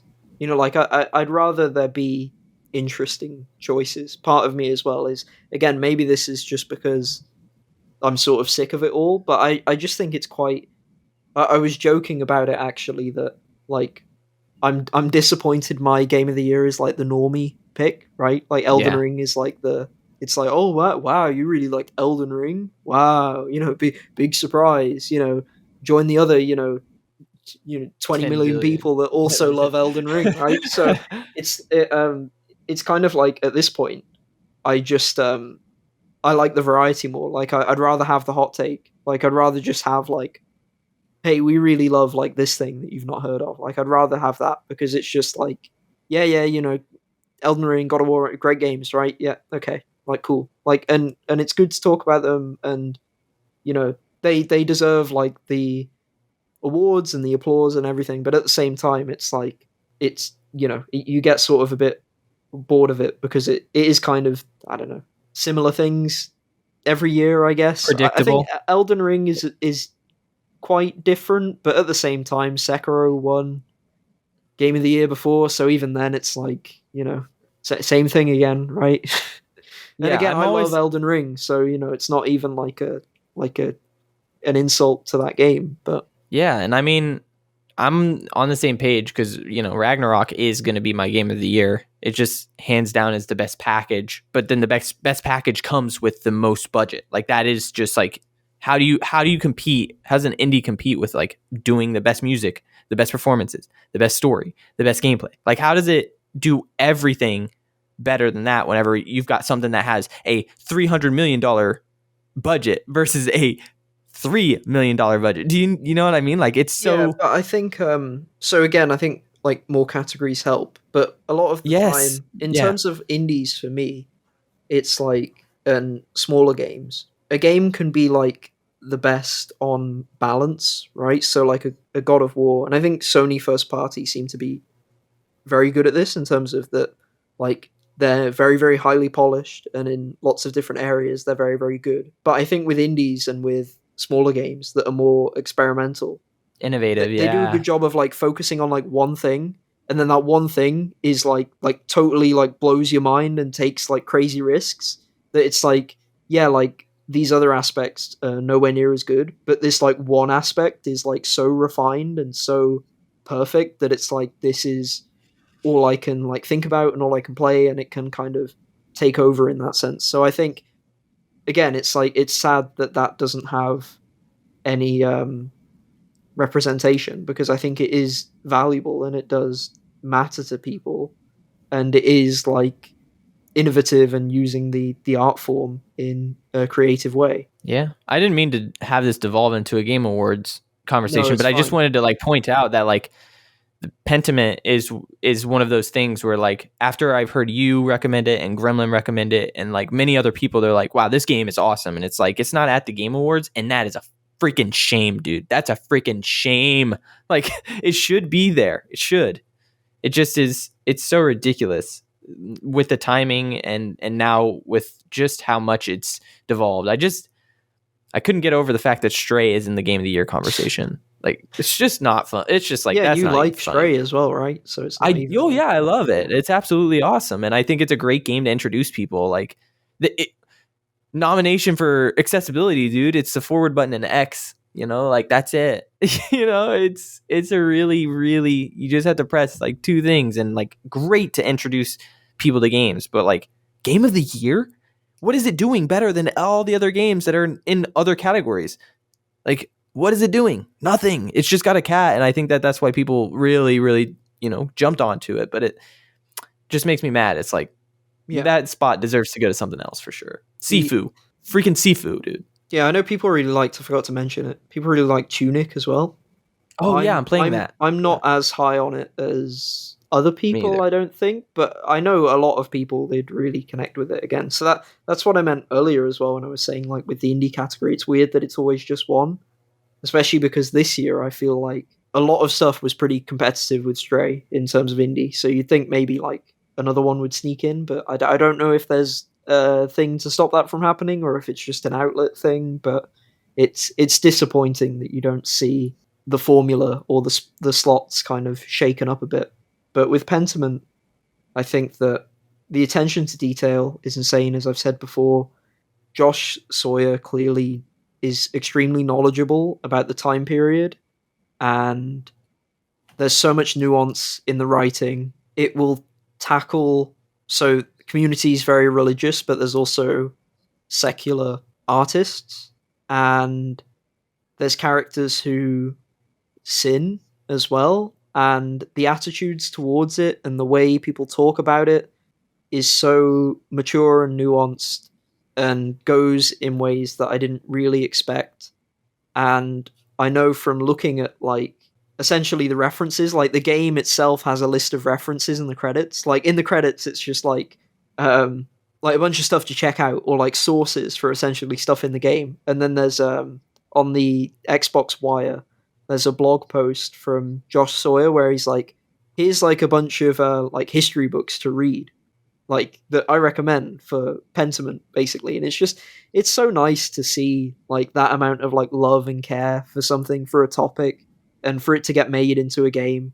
It's something that I think is really nice to see on, again, kind of like a, I don't know, philosophy of games kind of level in terms of what gets made and what gets put out there for people to enjoy. It's really cool to me that it's not like it's so meticulously structured, and sort of the scope is so purposefully designed that it's really a lovely game. And I need to go back and play through it again for more achievements and for more routes through the game. I think everyone's going to have different results with it in terms of what they take out of it, which is always nice as well. And from that, I started playing Disco Elysium because I wanted more like narrative adventure games. I need to play that game, dude. Yeah, Disco Elysium is also amazing. I feel like I've only played about 4 hours, so I'll probably want to talk about it at a different time. Also because I feel awkward about going from like Pentiment, you know, I love it, and then also like Disco Elysium, I love it even more. What? And it's Wait, like, hold up. You're only 4 hours in and you love it more than Pentiment? yes, I think. Oh, dude, that's hype as fuck, dude. So I think I mean, I'm not like, it could get worse, right? So it's not like, oh yeah, it's not like I know how I'm going to feel about it, but I think Disco Elysium has more going on mechanically, and I expected it to be very, because I knew the game was political, and I know from when they accepted awards at the Game Awards, they thanked like Marx and Engels, and I've heard they've got a picture of Stalin in their office, and it's like made by a collective. And I thought, so the game's political, and I know the developers are socialists, or yeah, socialists, I believe. And so I kind of was a bit reluctant, because not because, you know, like I don't care about their political perspectives, like that doesn't bother me at all. I'm perfectly happy to like consume art from communists, essentially. Like I'm not too bothered about it in terms of that. Like I can look at the art as the art, and that's fine, even though I disagree. But the thing that was making me hesitant was like, oh, is this game going to be super preachy, right? Like, is it going to be one of those things where it's like, if you already agree with them, it's going to be like, hell yeah, you know, woohoo, like yeah, this is great. But if you disagree, it's kind of like being lectured to and like talked down to, or something, because political discourse tends to be like that quite a lot in my experience, and it isn't like that at all so far. It's very, you kind of, I don't want to talk too much about it, but you kind of play like a loser essentially, and you can go in so many different political directions, and it is like very like on the nose political. Like it's very like, here it is, like this is political, like it's very obvious about it, and that's great in the way that it does it. But it's kind of like, even the all the options, it's kind of like they all seem kind of bad and like grimy, and they don't make you feel good, but they make you laugh out loud. And this game is, I think this game's the funniest game I've ever played. Genuinely, I've laughed out loud more times playing this than anything else. The writing is the best writing I've ever seen in a game. It's mature and deep, and it makes you think. And a lot of the time, even before I select an option and see it play out, you get like the options of dialogue, and I'll read an option and I'll just start laughing, like imagining the character saying it and imagining how the other character's going to react. Like I don't even have to click it and see it play out, and I already find it hilarious, which means it's like amazing, like impeccable writing to me.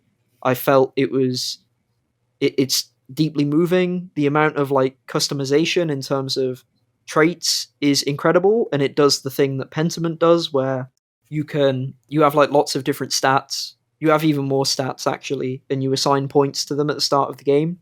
I don't remember what they are exactly, but there's tons of them. But essentially, it's like there's like 2 mental ones and 2 physical ones. So like one of the mental ones is basically like intelligence, essentially, and then one of the mental ones is like psyche, and then the physical ones is like pain threshold and like strength, and then the other physical one is like motorics in terms of like stuff like pickpocketing and reaction time and things like that, flexibility, that type of thing.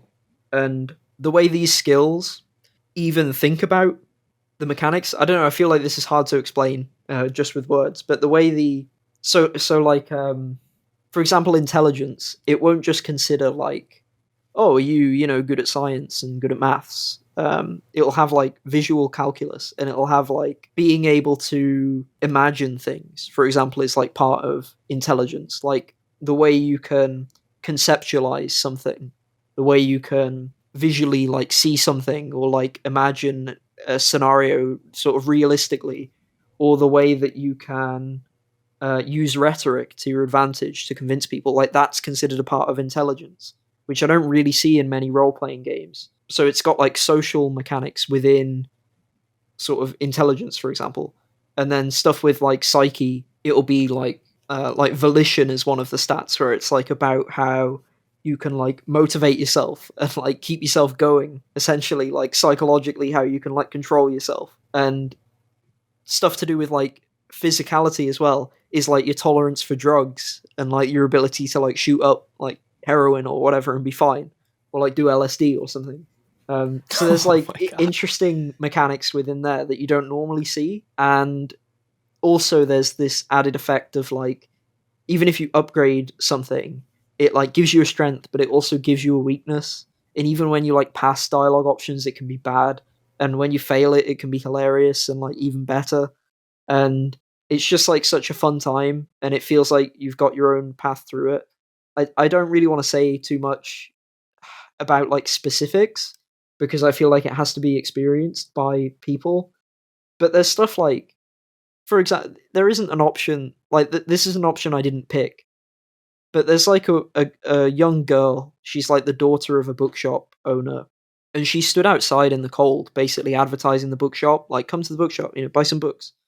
And you can basically tell her, you can be like, you could say some like dumb shit that's basically like, oh, don't worry, I'll help you when I dismantle the free market, basically. Just like some like really ideological statement, basically, of like workers' rights and like, smash capitalism, that kind of, like, you can just say that to her, but it's like, that's obviously not going to help her like immediate situation. And it's also such like an arrogant, lofty goal from your character, but the game seems so self-aware of that at the same time. So it's like, it's dealing with these issues in like a really satirical and comedic way, but it's also not like, I don't know, whitewashing any sides to it. Like, it has a political leaning, but it's also like knows how to make fun of so many different political aspects in the way that essentially whatever you say, you kind of feel like a bit of a loser, and you kind of feel like a bit of an idiot, and you can amplify that up to like hilarious effect, or you can sort of try to quiet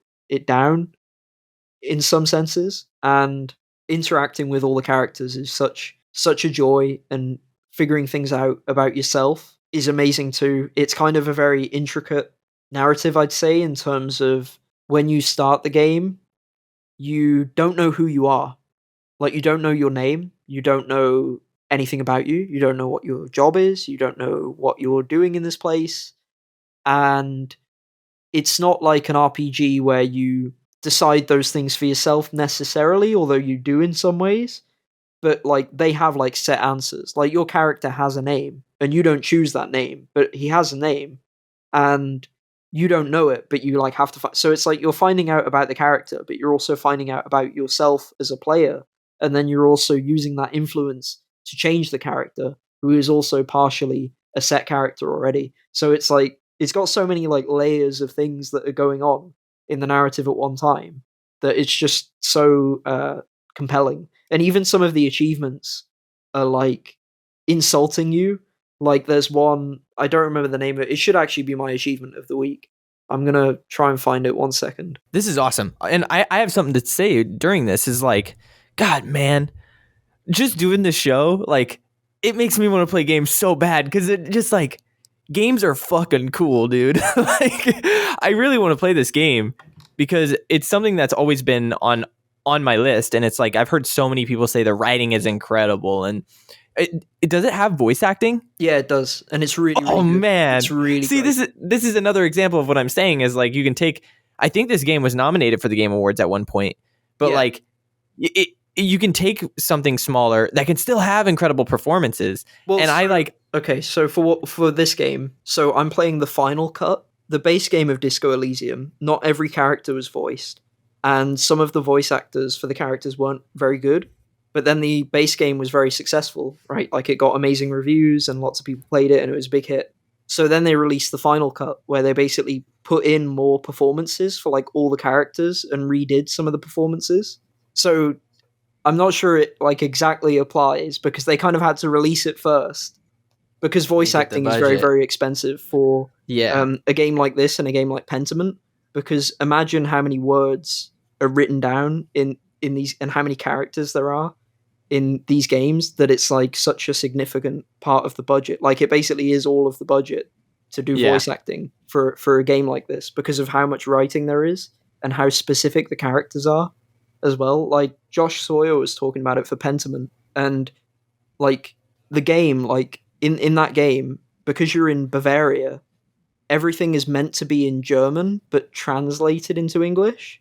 So if you were doing voice actors, you'd have to get like people who can do like 1500s Bavaria accents. that's And then true. there's a part in Pentiment as well where there's characters at a dinner and they all speak different languages, but there's overlap of the languages they speak with each other, and it's basically like a huge flex in terms of writing because I don't know how they put the scene together, but essentially it's like one of them speaks Italian, one of them speaks like French, one of them speaks German, and like you can also change which languages you speak, so you can speak like Latin or English or German and that kind of thing. So like you have to be like a middleman between them, and it's so complicated that I can't imagine how you would voice act it. Basically, like it's ridiculous. So there's some stuff with that makes it specifically challenging. But yeah, it's really cool that they were able to for Disco Elysium go back for the final cut and then add because the performances are amazing. But I was gonna say in terms of like the achievements start to insult you in some way, which I love. Like, there's an achievement to defend the political center 7 times, and the achievement's called the world's most laughable centrist. And then there's also an achievement, literally the sorriest cop on earth for apologizing 10 times. And Nice. there's one achievement for saying 7 incredibly boring things, and the achievement's called unbelievably boring fuck. My god. So you just get like achievement unlocked, unbelievably boring fuck. Basically, you just get insulted by the game. And, yeah, it's so fantastic in so many different ways that I feel like everyone just has to experience it because yeah, I mean it's so darkly satirical and funny and like makes you think, and it feels like there's real like wisdom and real heart to it and passion to it that I love as well. There's stuff about like there's stuff where even when your character has things you agree with or things that I think are quite like clever, it totally backfires on you in like really funny ways. Like again with that like little girl outside the bookshop, she says something about like adults and like adults knowing what they're doing. And if you have like a really high logic stat, you can basically like your like inner monologue will say like adults basically feel just like their kids and actually have no idea what they're doing, and she'll learn that when she grows up, and you can like say that to her and she's just like what are you talking about, weirdo? Basically, like it's something that's like so actually true. I feel like in that like everyone's just trying to like find their way through life and no one really knows like what they're doing. But it's like if you say that to like a young child, they're gonna be like what? Like, huh? Like they're not gonna like even if it's true and even if it's right and even if it's like a good thing to think, it's like not a good thing to say, and it just always like backfire. There's so much amazing stuff like that, and some of the actions are hilarious because they'll backfire or go in ways that you can't possibly expect. My character has died a few times in just incredible ways that are amazing. So yeah, it's really fantastic. It's completely stunning. It's probably one of my favorite games of all time. If it keeps this up, Wow. it might make it into my top 10. I know Outer Wilds did. Outer Wilds and Hollow Knight are probably the two best games I've played this year. Neither of them came out this year, but Disco Elysium feels like it's right up there for me. And I'm really like I'm happy about Pentiment again, because Pentiment kind of got me onto that, because Pentiment is a lot simpler. It's a lot more, like, I'd say, easygoing. It's amazing and complex in its own right, but to not like diminish what that game does, but it sort of inspired me to go search for other games in sort of a similar vein in some ways. So yeah, highly recommend Disco Elysium. It isn't like I thought it might be, that I sort of worry it might be. I can't believe how well it's written. That's amazing. Is that the last of them? No, so I also played COD Modern Warfare 2 Spec Ops. I played it with Shane. It's an absolute mess. I mean, it's better than Spec Ops in the last one, but yeah, the stealth system doesn't work properly.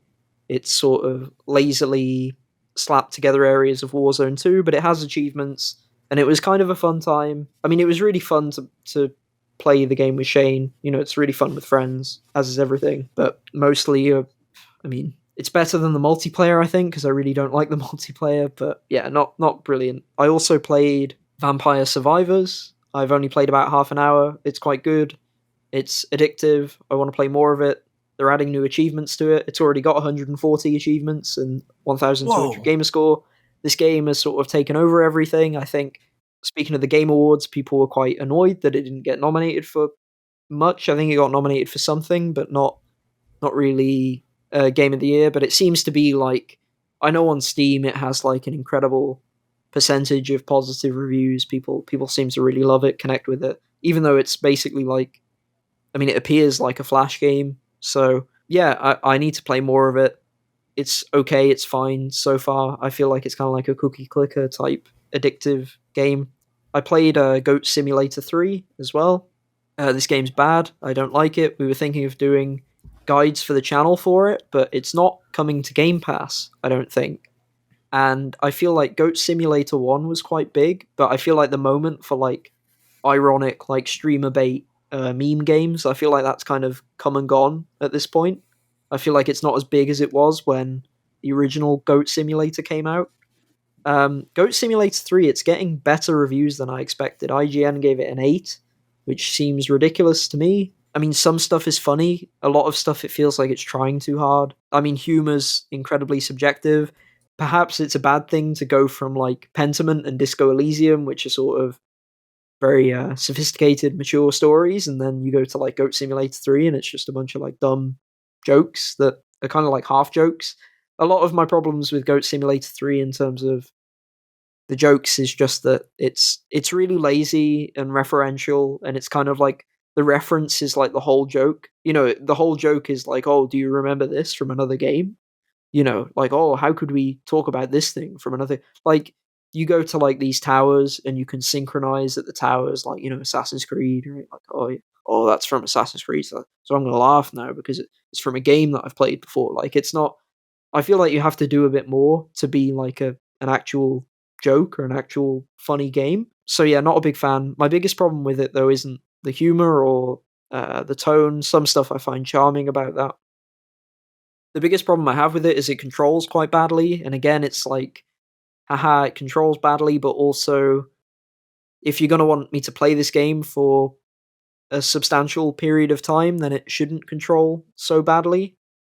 There's stuff like a triple jump from Super Mario 64 again, like, oh, do you remember this? Like, it's from another game, oh ho. Which it's like, it just gets a bit annoying when it just keeps doing it, but the game doesn't control very well. The driving in it is terrible. The movement in it is terrible. That frustrates me. People know I'm a big fan of movement systems in games. I love, bunny hopping in a lot of Source Engine games. I love the sliding in Apex. You should play Pathless if you haven't. Yeah, I love Mirror's Edge. I love skill-based movement systems in games. This game has some skill-based movement stuff, but it's just really annoying to control, so it's not very fun. The other thing that I was playing recently is Evil West. I actually think this game's surprisingly good. I ended up getting codes for Evil West, Goat Simulator 3, and the newest Dark Pictures game, The Devil in Me. I haven't played The Devil in Me, but I've played Evil West and Goat Simulator 3. Evil West is the best by far of those two, possibly of those three. It kind of feels like a 360 game in both bad ways and good ways, but the combat is really, really fun. The skills and the abilities you unlock are quite fun. The difficulty is not too unforgiving. I'm playing on the hardest difficulty, and I was playing it before it came out, so there wasn't any guides or strategies, but I've been finding it manageable. Like, I die a few times on a lot of sections, but I can always like get through it. The game recommends you only play on the hardest difficulty in New Game Plus, but I recommend people play on probably the hard difficulty, not the hardest, but the hard one, because I feel like in this game, because it's so focused on the combat, I think you need difficult combat to enjoy it more. I think that's true. I don't know if it's a hot take. It might be a hot take, but I feel like games that focus on a combat system and devote a lot of resources and effort to it and have like a really good combat system, I feel like you have to play them on a harder difficulty, not necessarily the hardest, but you have to play them on or the base game has to be difficult enough that you like notice the intricacy of it. Like for example, right, if you played like Sifu, great example, even though I haven't played it. If you played Sifu and you could just beat that game by pressing like the square button over and over again and like without thinking, like you'd probably have a much worse time with that game, right? Like you wouldn't enjoy it anywhere near as much. So you sort of have to be tested by the game to actually like go into its mechanics and feel like you have to like get an understanding of it, and you have to work around it and sort of build up skills, and then building up those skills is really satisfying, and you feel sort of accomplished, and you feel like you sort of have this almost like a synchronized dance with the enemies. People like Sekiro and the Souls games for this reason as well. People like Doom Eternal for this reason. It's really important in combat design.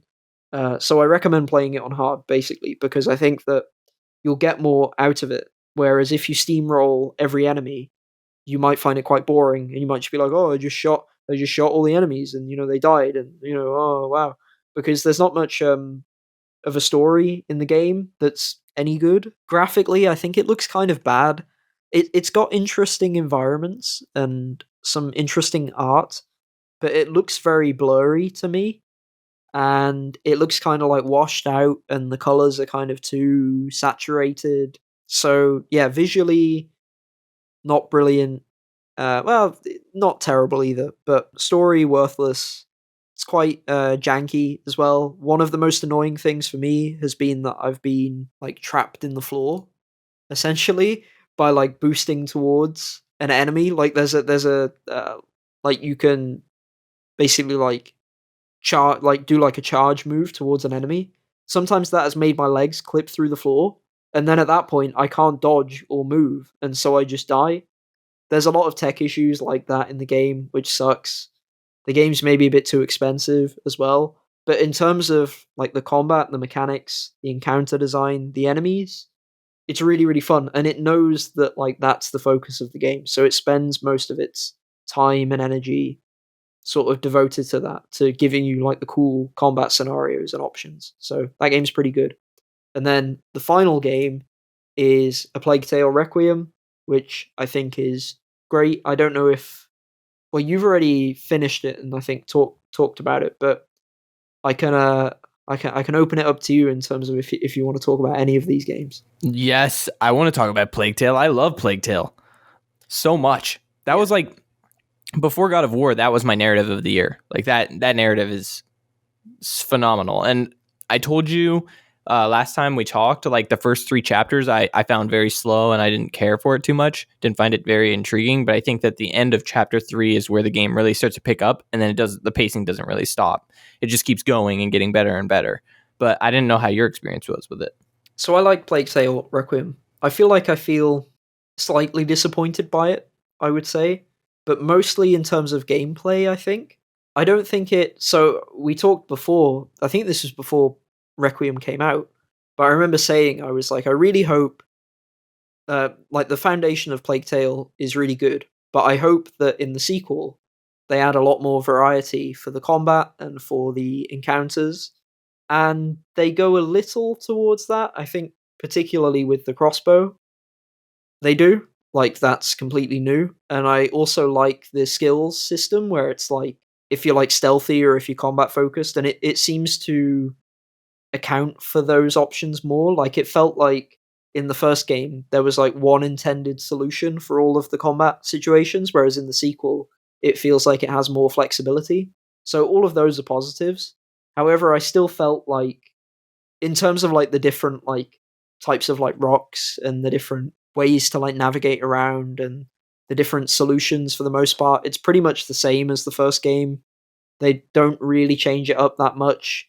I mean, there's stuff with like controlling the rats, but I think you do that right at the end of the first game as well, so that's not even completely new. So it's kind of disappointing to me in terms of gameplay, in that it's a lot of more of the same, and I wish they built on it a bit more.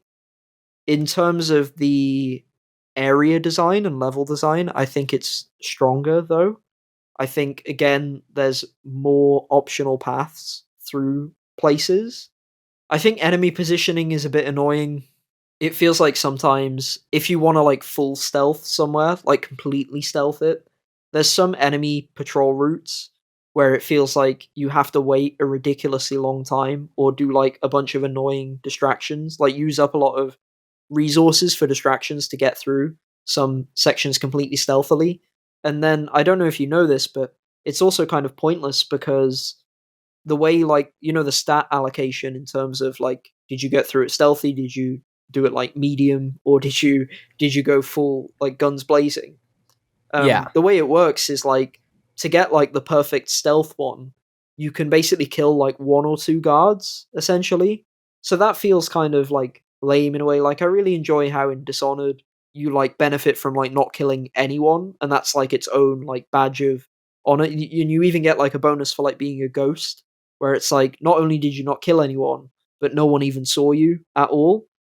And Plague Tale doesn't really reward that, and it also places enemies in ways where it's like, you basically want to kill one or two of them every time. So I think more flexibility, more benefits, both in terms of gameplay and in terms of like abilities or narrative, it would be appreciated.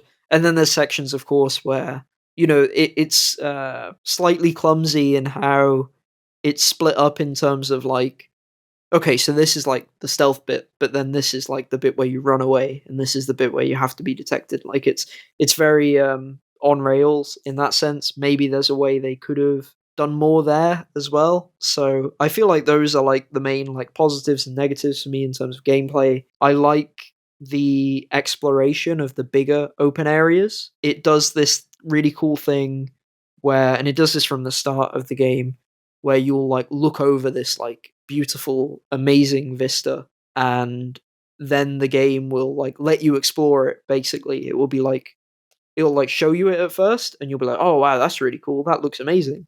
And then the game will be like, oh, and also you can walk around, you can climb around, you can fight guys, like you're gonna go here and you're gonna like do all this stuff here. And that's really cool. It's sort of a, I mean, it's not necessarily like next gen, but it feels next gen. If I don't know if you feel the same about that it sort of feels like a real like leap essentially for the franchise.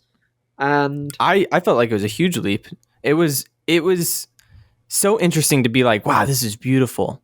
And you see, and like the lighthouses, or not the lighthouses, but like the mills, and like yeah, that just section in different particular, vistas. that's the best version of it, I think. And there's like little Yeah. puzzles hidden away there as well, and Yes. Oh, secrets it's and so stuff. good. Yeah, that attention to detail is great, and that's where the gameplay does have the most improvements in terms of the exploration stuff. I wanted more in terms of the combat and the encounters and the way you can deal with enemies and things like that. And that's where I feel like I was a bit let down, in terms of that it's still good, but it's just like, it's just good. It's not excellent, which is what I'd love to see. But the exploration stuff was really cool. I felt the game was. I have to have a negative about the visuals. The visuals are amazing, but they also sort of force you to stare at stuff a lot of the time. Like, they're just like okay, now you have to walk really, really, really slowly, and you have to listen to something, or you have to look at something. And I wish it would just give you the choice. Some games even do it where like you can like press the B button and it'll just like snap you out of it and let you do what you want. It wasn't that bad on the first playthrough, but you have to do a partial second playthrough to get all the achievements, because you can't like level up your character all the way and all the abilities without going to New Game Plus. And on New Game Plus, it was really frustrating because I felt like it was already too slow in New Game, but only slightly too slow. Like maybe like 25% too slow in terms of like it would show you something and force you to slow down and listen, or slow down and look at a thing. And a lot of the time I'd be like, okay, I've seen it, that looks great.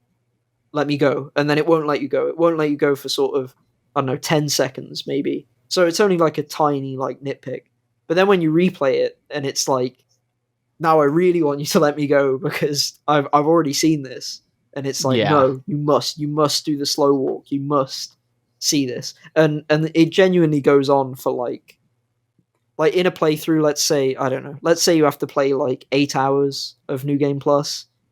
About 3 hours of that feels like it's just waiting around looking at stuff, and that feels kind of unacceptable to me. I mean, I've not actually counted the hours, so maybe I'm off base, but it feels bad is the point more than anything. And again, maybe it's unfair to be like, oh, New Game Plus is a problem, but in the new game, I think it's also a problem, but just less of a problem, because I think as well it's kind of, I appreciate when a game like, I feel like it would be much more of like a flex and much cooler if the game was like, yeah, this is beautiful, but like, don't worry about it. Like yeah, it's beautiful, but whatever, right? Like you can bask in it and you can look at it, but also you can do what you want. So it's like, it's almost like I feel like that's a better attitude to have, of like, let the player like stop and smell the roses, but like let them do it of their own accord and let them go out of their own way to do it. Because there were times where, like you said with like the mills, right? You want to go and do that stuff genuinely. Like as a player, you want to do that stuff. I feel like you don't need the game to like handhold you and be like, hey, like look at this. Like you need to look at this for like 2 minutes and then you can go. Like it doesn't have to do that. I think people would already want to do that, and they'd want to be able to sort of manage it themselves in a way. And I feel like that's that won't bother you as much as it bothers me, because I know I'm more like gameplay focused and think about these things in that sense of like taking control away from the player and stuff like that. But yeah, for me that was kind of an issue, but it's more than balanced by the fact that you can explore these huge, beautiful environments. The other problem I have with the game is pacing. I do think it spins its tires a bit. We've talked about it at the start. I feel like there's a bit of meandering as well. I think the story ends up being quite powerful and moving. I definitely felt it was emotionally resonant. I think some stuff is still a bit like, I get it, like in terms of Amicia and Hugo's relationship. I know that it's building up towards things, and those things are very, very powerful. But at the same time, there's maybe a bit too much build up, I'd say, because the problem with too much build-up is twofold. The first issue with too much build-up is it makes you suspect what's going to happen. So it makes you think, oh, they're doing a lot of this. I wonder if this is going to happen. And that's a problem. The second problem is that with too much build-up and too much, like, you must listen and watch this thing, is that you start to get annoyed at the characters. That's what I was going to say. Eye rolls. You start getting eye rolls. Which You're you like, shouldn't. And then that lessens the impact of the very emotional stuff later as well. So those are the two big problems with it. And I think they're structural problems and pacing problems that actually weaken the stuff that's effective about the game. So it's not just me being like impatient and like, oh, fuck this. It's like it sort of softens the blow that they're really sort of going for with the game. And it's like the first game in that so much is hopeless.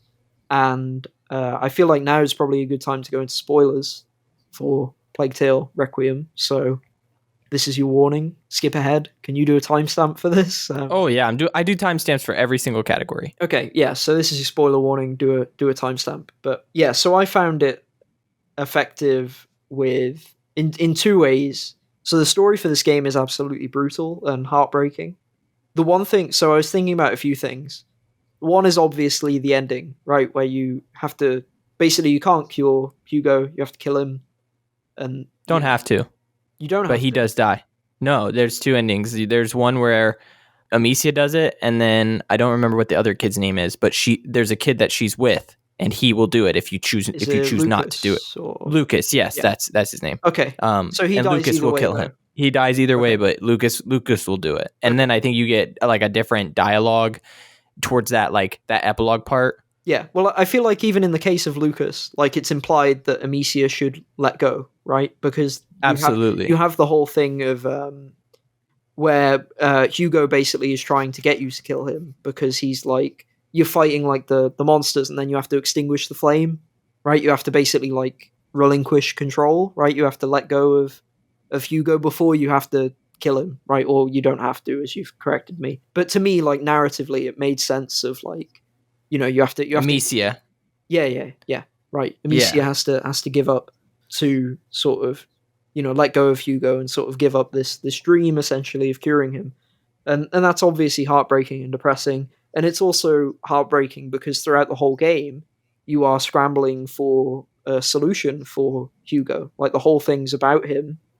And, you go through these different, you get like a doctor and it doesn't work and the town's ravaged by rats. And it's also really sad in the sense that, Hugo blames himself and it's kind of, it's kind of not his fault, but it is also sort of your fault, right? Like, a lot of innocent people have died and wherever you go with him, it's causing, countless sort of bloodshed essentially.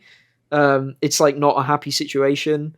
And then there's like different ideas, like you and your mother disagree on what you should do, and Hugo has this vision of this like oasis where he can be cured, or he thinks he can be cured, and all of it, like every like step along the way, it's kind of like leading you to believe, like, oh, this thing's gonna help, this thing's gonna help, and it's like, and nothing, like it's like, oh no, it's like, no, it's so and it's quite a good subversion in that way, I think, because you're sort of like, oh well, this didn't work, but there's always this as an option, right? And there's always that and this, and you even like, you go to a place where it's kind of like essentially bait for Hugo as well, and it's like, this is bleak, and then it's like the ending is one of like self-sacrifice essentially, and it's heartbreaking as well because Amicia is like,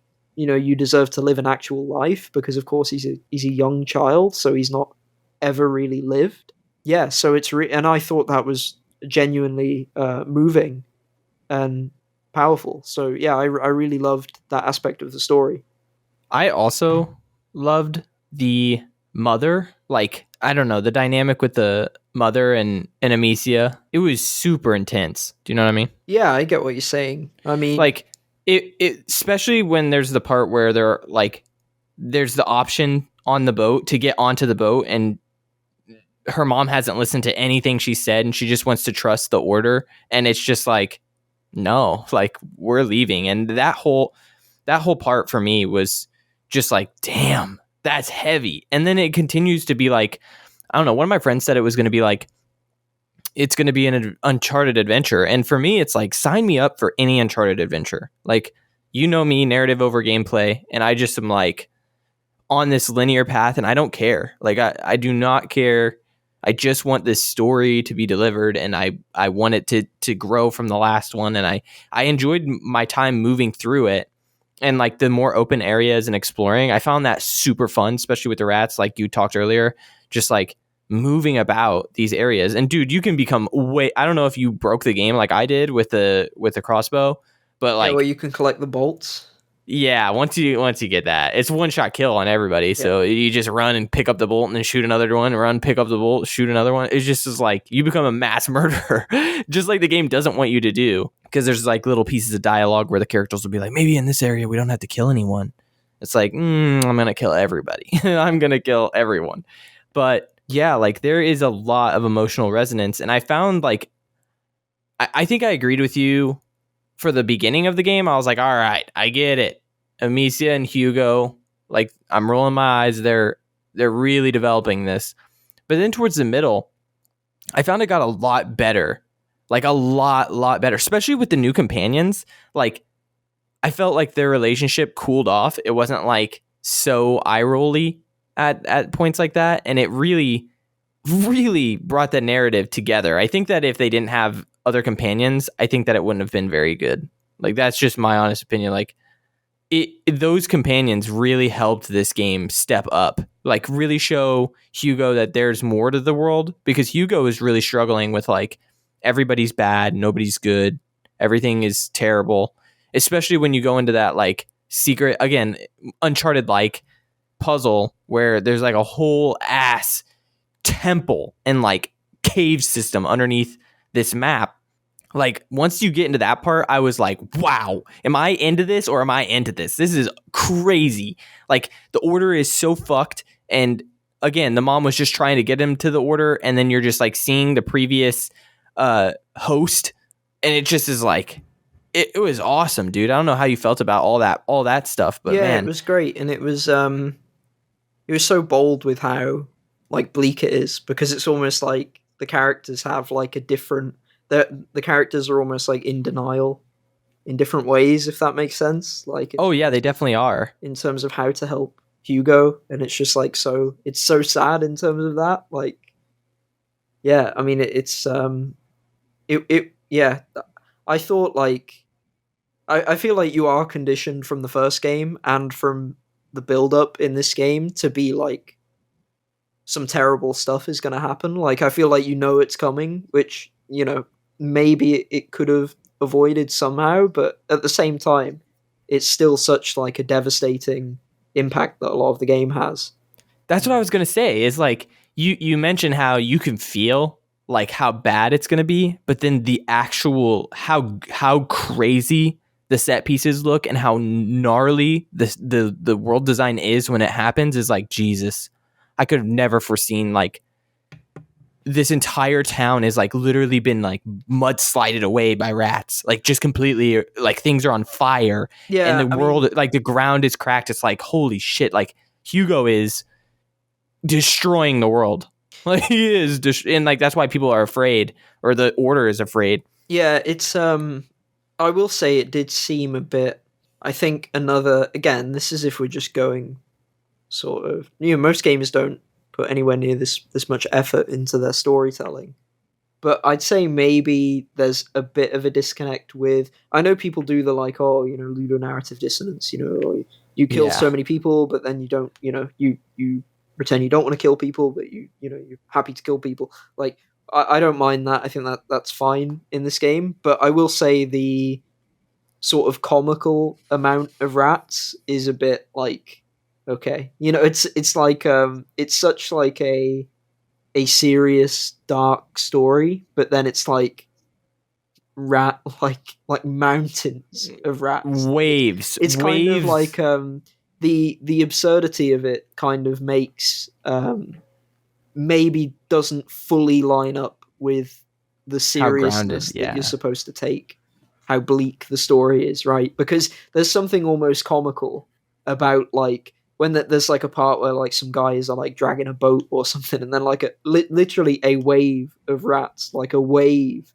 sweeps them away, and it's kind of like some of this stuff is meant to be like really sad, but also that's quite funny and like stupid in like a cartoonish way. So maybe like if you were like, if you're again trying to be like constructive, you're like, okay, so there might be some reworkings that could be done to add sort of gravitas that doesn't maybe take you out of the how seriously this story takes itself. Yeah, and I think that is a complaint that I'm not going to say I want to get behind it, but I understand, is like the game was semi-grounded and then it just continually becomes less and less grounded. But as it became less and less grounded, I was more and more into it. Because like just seeing the devastation that can happen is just unbelievable. Like, it really was crazy how much the world was getting destroyed around Hugo and Amicia. Like, it was absolutely wrecked. And I think that part of like their design and the engine and everything that's going on with the game, like how good it looks, contributes to that, to how devastating it is.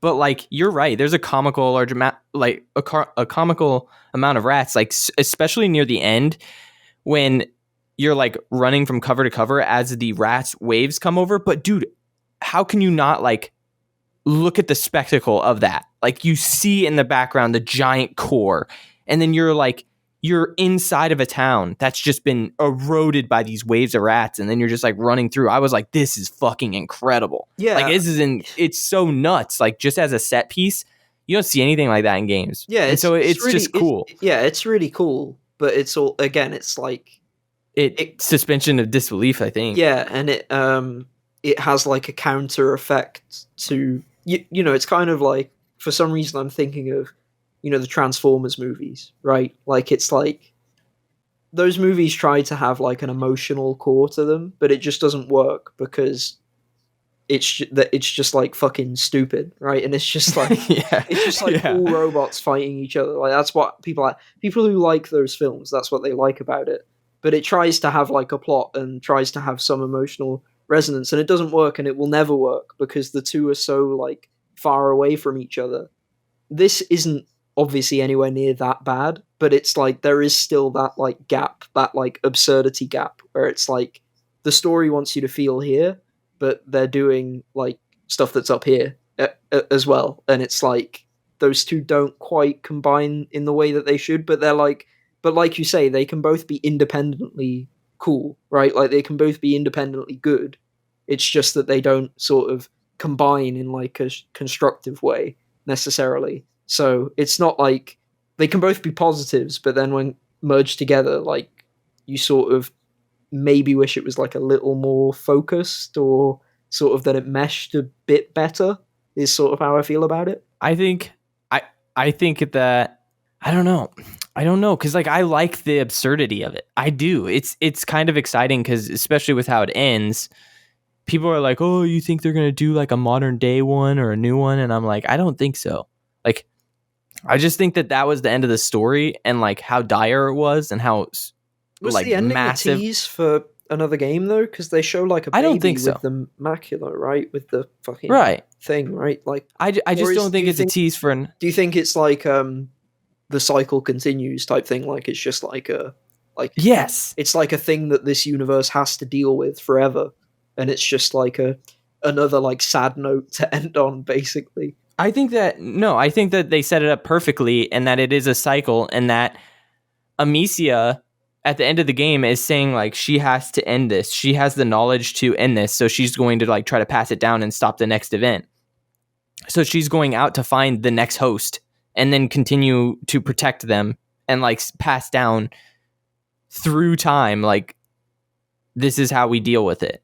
Like, you have to give that thing a good life or it's going to go out of control. Now, I had this argument with someone who also played the game, but it's a situation where you have to, it's like, oh, in modern day, if the rats are there, you can use a flashlight and you can do all these light. And I'm like, so wait, you're telling me like what the grid goes down and there's no light? Like, there's just so many things where it's like a modern day one just doesn't work. It just doesn't. And the whole idea to me is like, this is the last game, and Amicia is just passing that information on through generations, and it's just showing the last one is like modern day. It's like the host, there's always going to be a host, and there's always going to be a protector, and it just like, that's the end. It's the cycle. Okay. Yeah, that's interesting. I mean, I feel like to some extent they'll always want it to be open-ended, right? Because they might have like a really good idea for another one, like or you know, the game, or they might plan another one, but the game sells badly, or is it, like they probably have, some, I don't know, flexibility, let's say, with however they decide. Because there's stuff with how they might just get like a really good idea at some point and be like, oh well, we weren't going to do it, but now we will. I was actually going to mention, I was thinking about, this more applies to the Disco Elysium section, but you know where I said about like the political stuff in that game, and how the sort of political stuff about the developers didn't bother me. I was talking with someone and thinking about how, and this relates to what I'm saying about like a Plague Tale sequel. Top Gun Maverick came out, and it was like decades after the original because they just got like a really good idea and they were like, let's go with it. I was thinking about that with Disco Elysium, in that like that movie is considered like US military propaganda, and it basically is essentially that. And Tom Cruise, Scientologist, kind of crazy-ish sort of beliefs, or had weird beliefs at some point. But like for that movie, I'm like, that's a great movie. Like even if it is US military propaganda, whatever, it's a great movie. And that's how I'm feeling about Disco Elysium right now, in terms of like it's a it might, maybe it is communist propaganda. Who knows? But it's also really good. So it's big problem for me, and I feel like it's important to, people will disagree, but it's important to sort of acknowledge that to some extent. Like you can acknowledge both, I feel like. Yeah. So yeah, I wanted to add that onto Disco Elysium, and I mean maybe it relates in a very very very broad sense to the absurdity we talk about with Plague Tale as well. That you can still like disparate aspects of something even if it does clash and doesn't really make sense. Absolutely. But did you want to say anything more about that? No, I think that's it. I think that was a really good discussion on the game. But yeah, I liked it overall. I didn't, again, maybe slightly disappointed, but mostly by encounters, combat, gameplay stuff, rather than story stuff or visual stuff or performances. All those knocked it out of the park. But I think they did amazing with the first game as well in that regard. So for me, it's like not quite like Game of the Year contender. Like it's probably 6th place maybe. So it's pretty close, and it's an easy recommendation for people. And I liked it quite a bit, but I am not quite as high on it as you are, I don't think. But yeah, but do you kind of, last time we talked about it, this is something that I wanted to revisit whenever we first talked about it, is like, do you understand my excitement for Asobo now? Like, do you understand, like, they have their talent is unbelievable and their diversity of games is like crazy, and like I'm excited to see what they do. They could do anything, like anything. Yeah, and it would absolutely. be kind of cool. I mean, it's a crazy achievement because that team, you have to imagine the budget and the resources and the amount of people isn't anything like a Rockstar or a Naughty Dog, and yet they've made like a very long game with very diverse environments. They've made the game very quickly. The technical fidelity is extremely high. There's some issues with performance that I feel like a sort of a Rockstar or a Naughty Dog would probably do better with, probably. But there's like great like physics, that like the way fire and light acts, the way rats act, the way things sway in the breeze, like all of, like it's such a astonishing game in terms of, on a technical level, in terms of an art level, and to come from Asobo, it is really exciting. I definitely agree, because it's like they're punching above their weight, I'd say, in terms of what you'd expect from that type of developer, or that size of developer, I'd say. Right. And then they also have Flight Simulator. So it's just wild. Yeah, which is also considered incredible. I've not played it, but it's also, yeah.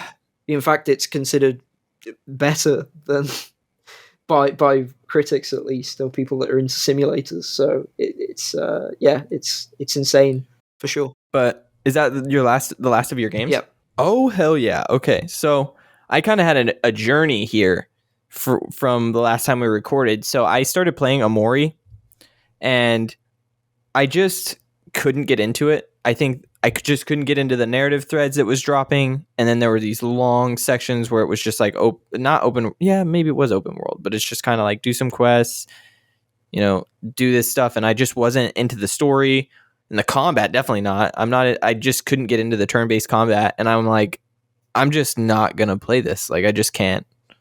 I can't keep going because I fell asleep like 2 times playing it. I'm just like, obviously, it's just not for me. And that sucks because I heard it's really good. But then I played Nobody Saves the World for like 30 minutes. And the reason that I didn't spend very much time is because it was like the night before Shadows of Rose came out, and I was like, okay, so I'm going to spend I'm not going to get invested into something and then go to Shadows of Rose. And so I only put like 30 minutes into it. And I wasn't feeling that one. Just, I don't know, man. I think it might have just been the time, and I just got to give things more time. But then I played Shadows of Rose, and then I kind of just was in a lull where I just didn't play anything. And then I started God of War Ragnarok, and I probably won't spend way too much time on this, but I said earlier, man, these are the types of games I live for. I cannot believe my excitement. Every day I got home, I wanted to play more of this game. I was like completely involved in it. I was doing every side quest, doing everything. And one of the cool things about this game is there's two things that I want to highlight. First of all, the conversation about it being too easy to get the platinum. I saw today that the platinum rate is like 3.5% of players are getting it. And like, yeah, you can drop it. There's no difficulty trophies, which I think is where the complaint comes in. But dude, some of these, okay, minor spoilers, there's side bosses in the game, but like they're hard. Like they're really hard. And I didn't drop the difficulty or anything. I just am kind of on the balanced difficulty, which I think is the best difficulty. I mean, you can go up, but I kind of actually had this conversation with people, and it's my theory on this is like they're in the game. I don't exactly know how it works. It's like if the enemy's health bar is yellow, that means they're your level. If the enemy health bar is orange, it is a level above you. And then if it's purple, it's 2 levels above you. And I feel like the difficulty, if you just set it up on the hard difficulty or you set it on normal, it's just like normal difficulty. You can take on the purple, which is 2 levels above you. And that's the same thing as taking on an orange, which is 1 level above you on hard. Like, I feel like that's exactly the same thing. Like you die in 1 to 3 hits, and it's just like whichever difficulty you choose. So if I decide to fight a purple health barred enemy, I feel like I'm just playing the game on hard. Like, right? I don't know. It's weird how balanced it feels in that way. And so I don't know. I've been having a ton of fun with the difficulty. I think it's perfect. But I have seen a lot of other people playing it on hard, and it just shows how much better people are so much better than games than I am. It's crazy, dude. I was like really struggling with some of the bosses, but the side content in the game is super awesome. And also, I wish that more games were designed with like, I don't even know. Like, I didn't use a guide to find all the collectibles, which is crazy. Like it was just like one of those things where I was like, I'm going to play through this game naturally, and I'm going to see what I can get. And then as I played, I'm like, wow, I have 23 of 48 ravens. And then I'm like, oh, wow, now I'm at 37. I'm like 47 of 48 ravens or whatever. And I'm like, wow, how did I get almost all of these hidden collectibles? Because they're like almost like puzzles. Yeah. Where you can... You just... I forgot to... So, collectibles, now that I'm sort of making guides... for Evil West, I was going to do a collectible guide. And the first level, it has like 9 collectibles. And I'm like, oh, this isn't too bad. It's probably like 10 levels, 9 collectibles each. That's fine. 90, still quite a lot. But, still not that bad. I get to like mission 5, and it has like 37 collectibles. And every mission has more and more collectibles. And then I get to like mission 12, and the game's nowhere near done. And then I'm just like, this isn't gonna work. And I'm talking to Maka about it, and we're like, because I'd been recording the collectibles, and we realized, we were like, if we do a collectible guide for this, it's gonna be like a 2-hour video. And Maka was like, no one watches like 2-hour collectible guides. Then the embargo lifts, and we look up the collectible guide. There's 400 collectibles in that game, and you get 15 gamer score for getting them all. 15. So, and the video was 2.5 hours. So we basically were like, fuck this. Like I was working on it, and I put a decent amount of time into it. I was going to try and find them anyway, because obviously there were no guides out when I was playing it. So I kind of needed to find them. So recording it wasn't too much of a big deal. But at the same time, like you talking about collectibles in God of War, just like, I can't believe there's 400 in Evil West, and they're so like annoying. Most of them aren't even hard to find because there's so many that most of them are just like in the linear path. But like it's always that thing where it's like you complete a level and you were missing one, so you have to replay the whole level and like look for it again. Yeah, it sucks. It's so bad, and I can't believe that. That's so I'm so terrible. annoyed that the game isn't like this is purely for creating content, not from like a criticism perspective. But it makes me wish the game was like half the length, or just like got rid of all like the easy to find collectibles at least. Like got rid of like most of the collectibles. It's so stupid. But yeah, continue. I just wanted to rant about Evil West collectible. No, that's okay. Like collectibles are a delicate thing. It's like I enjoy collecting, but man, like there's a limit. There's like where it becomes too much and you're like, God, I'm so over this. And then again, like 48 ravens and they're like puzzle integrated where like you'll be exploring the world and then you just hear like this digital like crow sound or raven sound and you're like, there's one around here. You know, it's like I know there's one here. I might be able to get it. And then you like start looking around for this shiny green bird and it's just kind of like you can just by playing the game and paying attention to your surroundings, like you can just find these. And I ended up finding all of them without a guide, and that was not the case for the first game.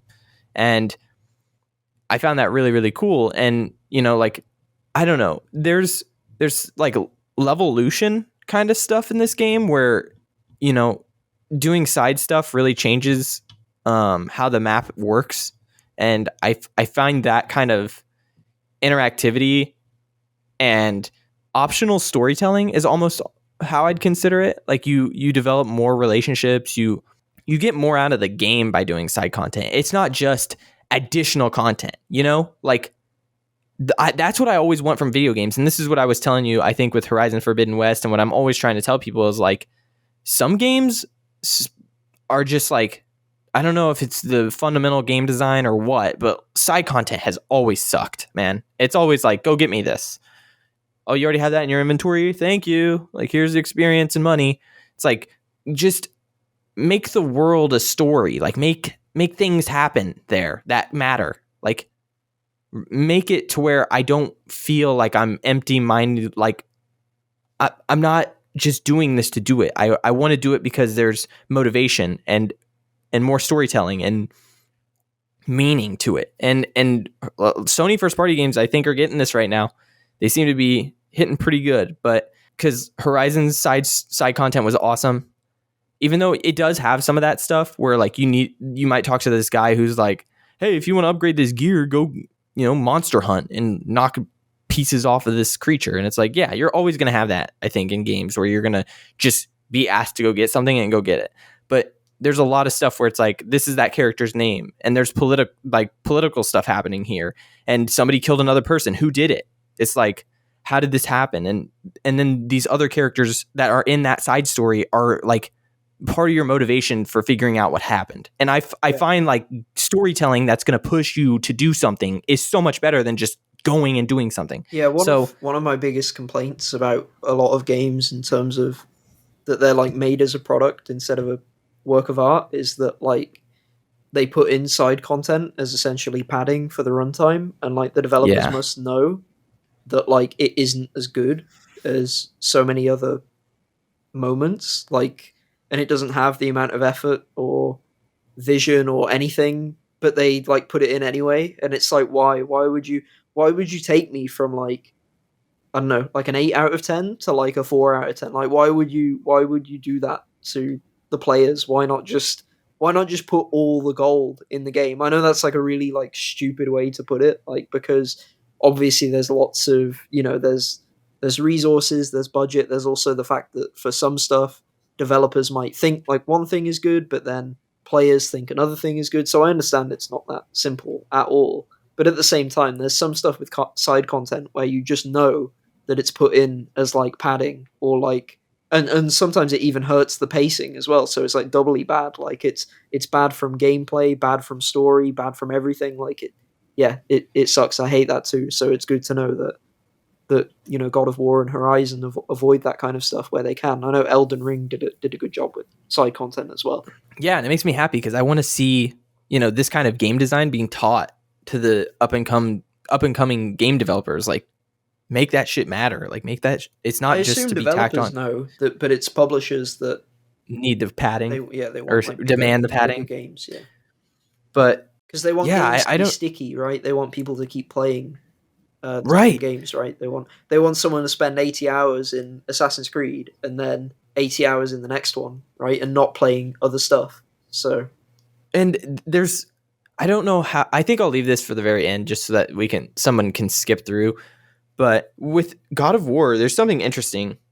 I'll come back to that point in a little bit, but there's something interesting. Is like, I find both games to be a 10. Like, I think that it's really interesting because if you think about a 10, right?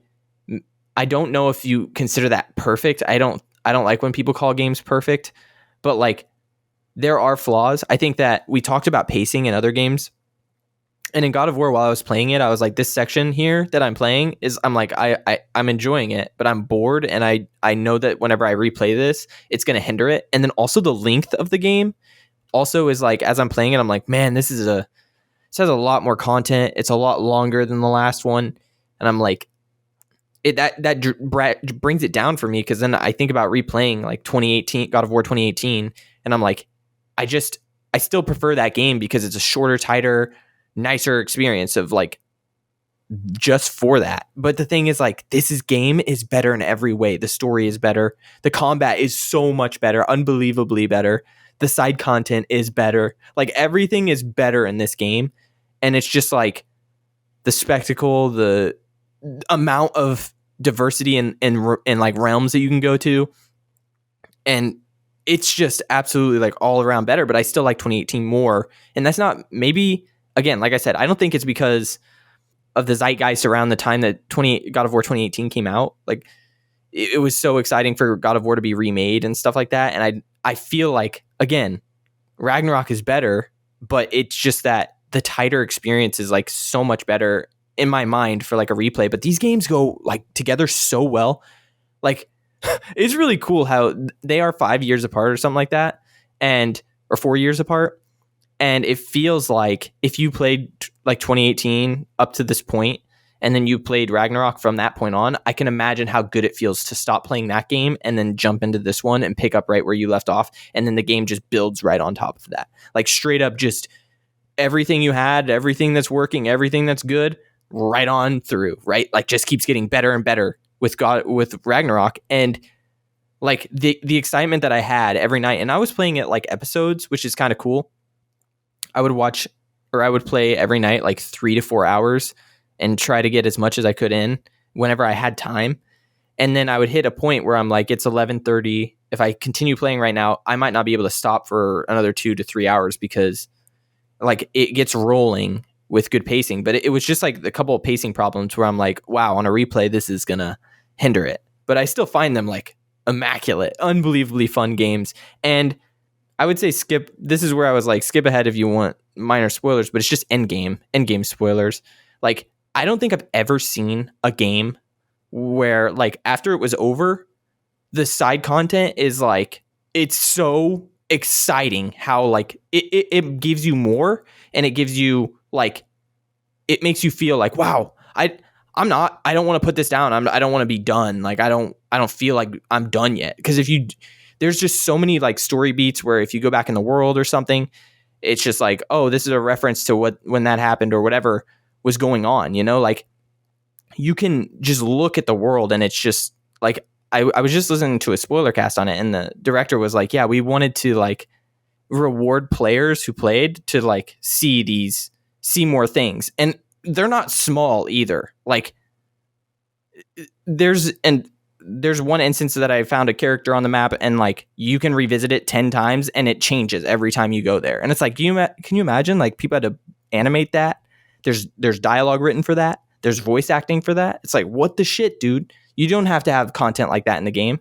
Like, it's just like, there's so much. And like, again, when you're playing the game, you see like on the map, it's like, oh, you've done this and this and this. You're a completionist and you're like trying to get everything. And it says undiscovered. And it's just like, don't worry about some of that stuff until you beat the game, because then that's when it like all that other stuff is unlocked. And it's just, I don't know if I've ever seen it done like that, You know, where it's like you finish a game and you're like, I'm not done. Like, I'm not done, even though the credits rolled. I'm not done. And usually it's like, oh, it's time for cleanup. And that's what it usually feels like. It's like it's time for cleanup, but it didn't feel that way. And I'm like, this is kind of innovative. It's kind of cool. Like, there's more to do now. Like, there's more to do that the game's over. And I find that so fucking awesome. Like, it's so incredibly well done. I hope other games like take that kind of thing, because it's like when you finish a game that you like, it's like, oh man, it's coming to an end. But for me to like open my eyes and be like, what? There's more? Like, that felt so cool. It felt so cool. I don't know if you've ever, AJ, if you've ever played a game where that happened. Has that ever happened to you? Just trying to think. Fallout New Vegas. The side content in that game is really good. Side content in Fallout 3 is quite good as well. Better in there's a lot of side content in Fallout. And it's like the side content stands on its own. You know, like it has like a definitive beginning, middle, and end, and it sometimes ties back to other stuff. But yeah, it feels like important standalone stories.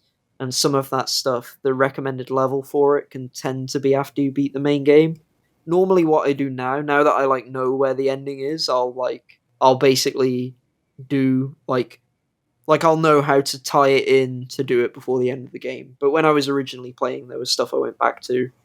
Similar for like the DLCs, because the DLCs kind of like side content as well, and it's after the game. So Fallout's a big one for me. Some side missions in GTA as cleanup can be quite good. I was thinking of Yakuza, but Yakuza, it's more mini games, so it's not really the same thing, but the side stories are the sub stories are pretty good in that. So those come to mind for me. Typically in role-playing games, and God of War has role-playing elements, but it's like a very light role-playing game is how I would describe it, at least, in terms of, you know, like it's not got much like choice and consequence, for example, but it has a lot of like, you know, it has gear, it has leveling, it has quests, you know, it has player choice in terms of which things you tackle in which order in some respects. So, you know, it's kind of got that aspect of role-playing in it. So, because, you know, it seems to me that, you know, that what's so satisfying as well about that kind of thing is that you feel like you're like going on an adventure as like a player as well, right? Like you're making a conscious choice to go do this thing, and you know that not everyone's going to discover it. And I always associate that with great role-playing games. So even though, you know, God of War, you know, probably more action adventure than role-playing, but it's cool that it sort of takes design inspiration in that way. Yeah, because I was going to say, man, I was not ready for some of the bosses at the end of the game. Like I had to go get my gear leveled up, and I had to really invest points and stuff, and it was hard. It's like I got to find better builds. I got to find what's going to be best against some of these bosses. It was really fun, good content for side content. But yeah, you're right. It's very RPG light. But man, the adventure is exactly what you're talking about. And like just that feeling of like the adventure isn't over right now. It's like I've got more to do. And that kind of sense as a gamer, just as a feeling, is like there's more to do, and it's not just what's already in the game. So I found that really, really, really cool. And it's not like games as a service kind of shit either. Like I want to make that clear. It's not games as a service where it's like, oh, every week there's going to be new stuff and you're going to have to grind your dailies. It's like, no. There's just more content after the game, which is super fucking cool. I've just never seen that, especially not immediately after you beat it. Maybe with like a DLC like we were talking about, especially with Fallout. Because like I have only played Fallout 4, but Fallout 4 had like 3 DLCs. So when I finished the main game, there was new maps and new things to do, definitely. But it wasn't like credits rolled and there was more for me to do. Like I wanted to go do more, like see more. But I'm going to put a spoiler tag on that because I don't know how spoilery that is. And I find like I'm very spoiler sensitive, so I'll just put a spoiler tag on it. But God of War is very special. Like I found it very special, and like it makes me happy because I had this conversation with a lot of our buddies from Passive Pixels, but like I have been on a trend of like being a doomer, just thinking the video game industry is tanking, like things aren't going to get better, like we're getting a lot of sequels and no new IP and multiplayer, and like things that I don't want. Like it just is the trend, and I'm like this solidifies. Like if Sony continues to do something like this, that makes me happy. Like I will continue to play games, and I will continue to be happy because I'm just getting this huge story. And I actually wanted to mention this too. Is like you might have seen it, but I was like,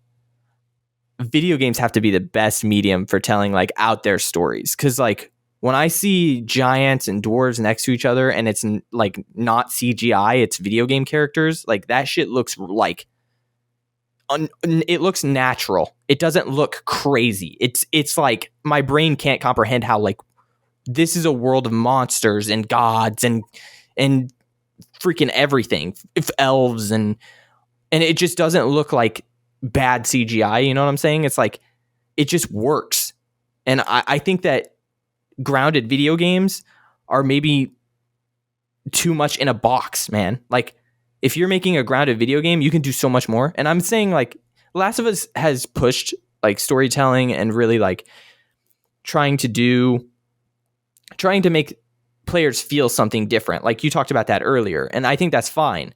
But I think that you can think so much bigger, especially with like space tales and like, again, fantasy, where you're getting fairies and wizards and all kinds of shit, and like aliens that don't look ridiculous because it's in a video game medium. Like I've seen such bad CGI, and it just is like one of those things where it doesn't look unnatural to see like, I don't know, I wouldn't say realistic, but Maybe. like video game models. But I mean, I think there's some counter arguments to that. I think first of all, like the entire idea of glitches is a problem. Oh yeah, because games have that and films won't have that, in terms of if stuff starts freaking out, and we know that some games are better at this than others. Skyrim definitely takes you out of it quite a lot. Yeah. So that's a problem. I think there's different challenges for each. I think as well the other maybe disagreement is that there can be, in terms of like storytelling, I think that there is a lot of breadth to games, and the potential is huge. I think that's where I'd really agree with you most strongly, is that the idea of like the potential that they can go to so many different places and they can use the gameplay in tandem with that, and films and books can't do anything like that. And that's really powerful. At the same time, I think like the setting and the like maybe like the creatures or whatever, however you describe it, some of that can like, it's helpful, but also it can be secondary to the themes and the meaning of the story, if that makes sense. So that makes it's sense. sort of not maybe as powerful as implied potentially, because when you have a story set in a world, like I don't know, if you got like Star Wars or something like that, that can be about, there's the meme of like, oh, it's about family, or it's about hope, or it's about like, it's about something else that isn't really necessarily to do with like the actual planets or the setting or that kind of thing. So the real sort of art and difficulty of storytelling is like communicating that meaning through the setting in some senses. And so you might get a situation where the more extravagant and the more crazy the setting and the more ambitious, the harder it is to tie it together with the narrative themes or the meaning of the piece, essentially. So it's like a really complicated and sort of multifaceted aspect of storytelling and design. I feel like that it doesn't really have that much of a clear-cut answer, but I think I agree in terms of, I feel like there's CGI and effects from films that has aged really, really badly, and I think games do a better job. There's some stuff from games that has definitely aged badly as well, Yeah. but I feel like I also agree with you in how games sort of do a better job of that. You can kind of go back, and I feel like stuff can still look quite good or can keep you in like a cohesive place in the world. Versus films, where it's like a lot of the time the problem you get in films is that you'll have like a realistic like background, like you'll have like human characters, right? And they're like played by actors that are humans, right? And then Yes. you'll also have like a monster that's like um effects based and not like practical effects, computer effects. And so then you get this like jarring disconnect because you can see like real people, but they're alongside this like dragon that looks really stupid, right? Or like at the time it looks good, but then 10 years later you're like, okay, I can see now that these people look really good because they're real people, but then this dragon looks stupid. So whereas with games you don't have that issue because it's all, it's all like it's easier to make it cohesive and it's also more effective because you've got like the same art team and you've got like you're generating everything, right? So Right. so yeah, I agree with you in that sense as well. Yeah, that's the big point that I was trying to make is like it's just the real people next to the CGI, and in video games as it's all one coherent thing, it's like it works so well. And I mean, even Horizon, like giant robot dinosaurs next to real life people, if you did that, which they're probably going to, it's going to look like shit.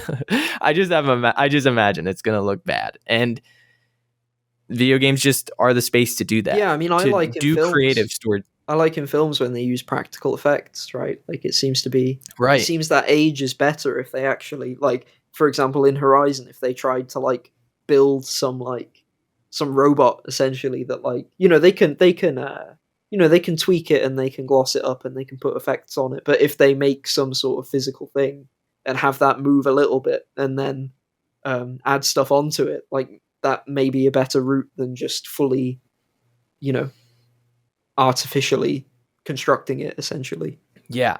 But I'm super happy to have this conversation because like it's just something that I've been thinking about, especially when I was playing God of War. I was like, man, because you could just take like such a small person and just they're handing an item over, and then you just see this giant's hand, and it's like, or even the giant world serpent, like it looks in world, it all coexists so well. It looks so cool. I just can't. I was like having so many like scenes where I'm like, look at this. Look at what video games are doing. They're crazy. But with God of War, I did not get the platinum. I'm like 3 trophies away, but I don't want it yet. I don't want it. I'm kind of taking a pause. I think I'll earn another platinum or 2, try to make it my 245th, and then I'll keep working on to get, 250, which I've saved up. I actually played a little bit of Stardew, but I didn't play much. But yeah, I'm very, very high on God of War Ragnarok, like very, very high on it. It's really hard to talk about it because it is a very much story-based game, and there's a lot of stuff in it, including combat, that you can't really talk about it too much without like sending out spoilers left and right because you're so excited about different things. But I started playing Tunic, and with Tunic, it's I'm only like an hour and a half in, maybe, and it's very gameplay focused, and I'm not feeling it, but I'm going to continue with it. I find exploring really fun, and like just the combat is hard, dude. It's like really tough.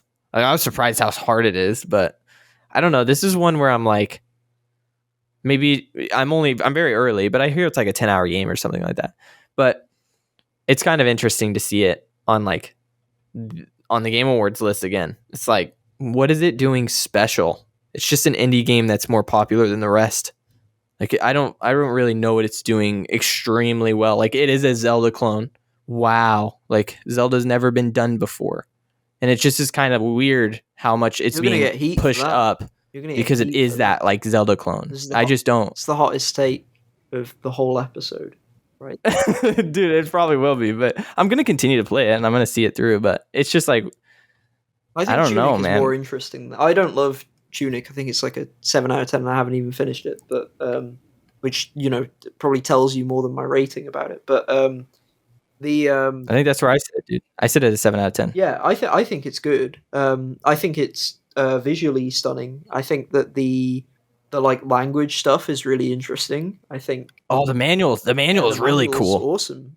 So no, very cool. I think it's memorable and I think it's compelling, and I can see why some people would really, really resonate and love it. And I think that, if you're gonna imitate Zelda in some regards, that's that Zelda's considered amazing, right? Yeah. It's Right.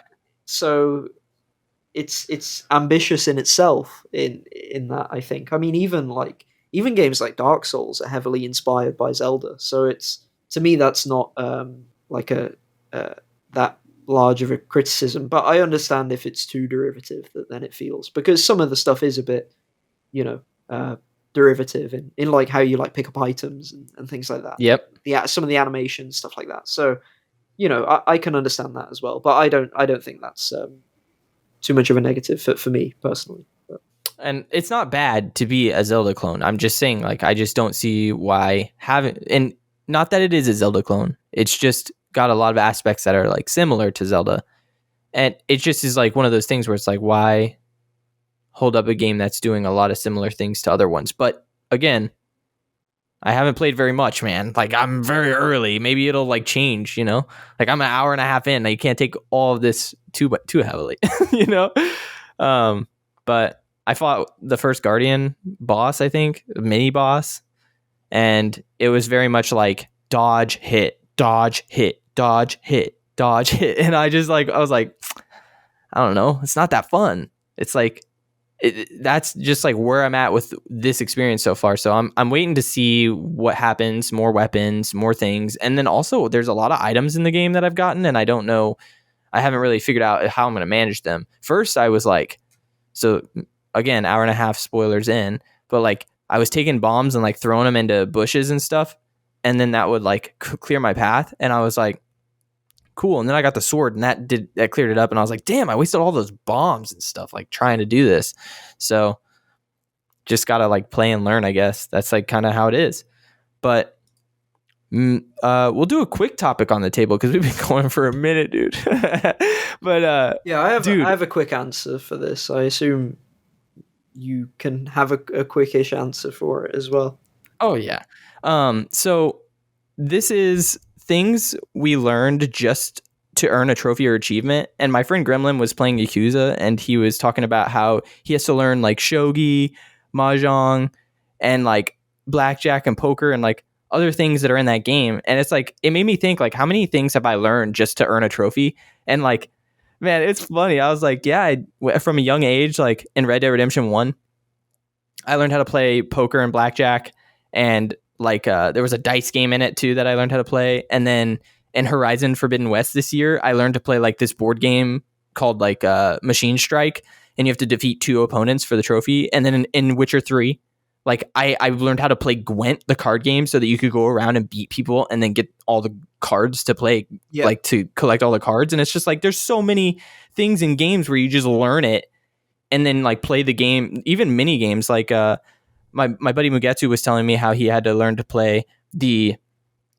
there's like a mini game inside Celeste where it's like an arcade game. It's actually the first version of the game. The game came out in like 2016, and then they remade it into what Celeste is today. And so the old version, the 8-bit version, is like a mini game inside the game, and you have to like complete it. It's like, dude, there's so many things that we do for trophies and achievements, and it's like interesting to look and learn like what you've learned from trophies and achievements. I'm about to play an arcade game inside Stardew to finish off the platinum. There's like 2 trophies tied to one arcade game for the platinum, and that's it. I think that's all I have to do. Okay, it's crazy. Well, yeah. So I'm not gonna count all games within games, as in like games that are made within, like, so like the original version of arcade games, Celeste, or right, stuff like that. Because I think there's like a warp zones in Super Meat Boy and stuff like that. Like, because I feel like that's still part of the main game in a sense. Like, it still feels like the two are basically the same thing, or that they're like a component within the main game that is essentially, I mean, it's a mini game, but I don't know. It feels too similar to count it, and there'd be too many to think of. But yeah, so Yakuza, a big one for me. Richie Mahjong, had no idea how to play that. Now I do know how to play that. I've probably played about 20 hours of Mahjong at this point through that's incredible. Yakuza 0 and Yakuza Kiwami. There's other games in 0 and Kiwami as well. Don't remember the names of all of them, but all of those, I've got all of the completion points in those games. So basically any of the mini games in that, Also, stuff like poker. I already knew how to play blackjack, but poker I didn't know how to play. Played it a bit in Red Dead Redemption, didn't really understand it, was too young, probably, and impatient.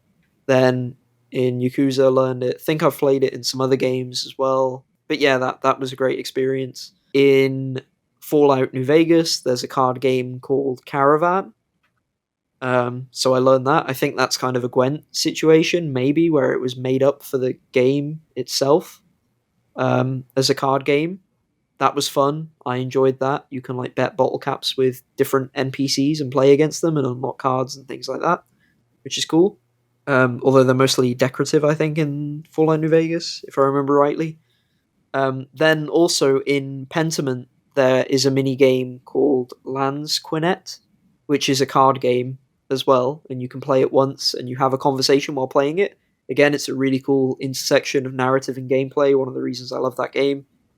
So in Pentiment, you like play this card game, and like between hands, you'll like chat with the people at the table, and that like helps your investigation or to learn about the people and stuff like that, which is brilliant. Again, I love that kind of thing. That amount of thought went into it, into something that's just like might be throwaway for another game. It's so meticulous and intentional. Like the game's such a small team, and you know they've had like a relatively narrow budget that it's like everything has a purpose in the game, which always feels really nice. Ties into what we were saying about side content before, where it's like nothing feels wasted, everything feels like it respects your time. So that game has a card game, Lansquenet. I only played it once. Not sure if you can play it any other time. And there's an achievement for basically losing all of your money playing it, or I think winning everyone else's money by playing it. So again, that's one that you can't. I don't think you might be able to reload to get it, but I ended up losing all of my money, which was very annoying because I was so close to winning everyone's money. It was basically me and one other character were left at the table, and we got to the stage where when people leave the table, you have to like bet more on like each card gets drawn. You have to bet more and more and more. So it was basically just like one hand, and I had like a 60% chance to win, and he had a 40% chance to win, and I lost. And I was like, God damn it! Like I played the percentages, I played the statistics, and I still lost. But also another cool thing about that game in Pentiment, again, I'm fully shilling Pentiment this podcast. I don't care. Like, I love it. I love it. Transparently, just like saying how amazing this game is. So you know how I said earlier, you can like choose your background and your skills. So I chose to be a logician, so like knowing lots about logic and like maths and things like that. When you play the card game later in the game, it gives you the statistical probability of winning as the game continues, like on your like HUD basically. And if you didn't pick like being good at logic, you won't get that. So you get like a like running calculation basically of your odds, as though you're like counting cards or doing the maths in your head, like your character doing the maths, and it gives you that like readout as a player. So it sort of tells you when to bet and when not to bet, and that kind of thing, which is really, really cool. And again, because it's just like statistics, like I was saying, right? I had like 60-40. Well, maybe if I didn't know that stat, I wouldn't have been aggressive with the betting, and then maybe I would have won in the end because of that. So like you never, it can be such a double-edged sword, and it's just a really, really cool, amazing game for that. So yeah, Lansquenet played that because of Pentiment. I think that might be it. Yeah, I'm not. It's hard to think of them. I've done a lot of games over the years and like learned a lot of things inside the games, and it's just kind of wild. Yeah, to I think think a lot of it. them as well.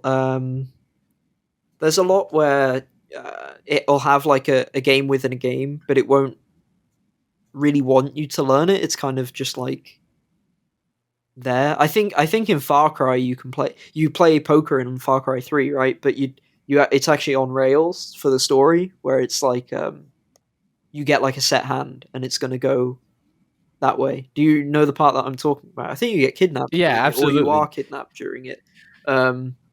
Yeah, where it's like it's That actually the shit hits the fan in that scene, dude. it's the same. It's the same every time, I think. So yeah, there's stuff like that in a lot of games where it's like you have like a game within a game, but the game doesn't actually want you to learn through that. Whereas the examples we've given are examples where you actually have to learn or want to learn the game.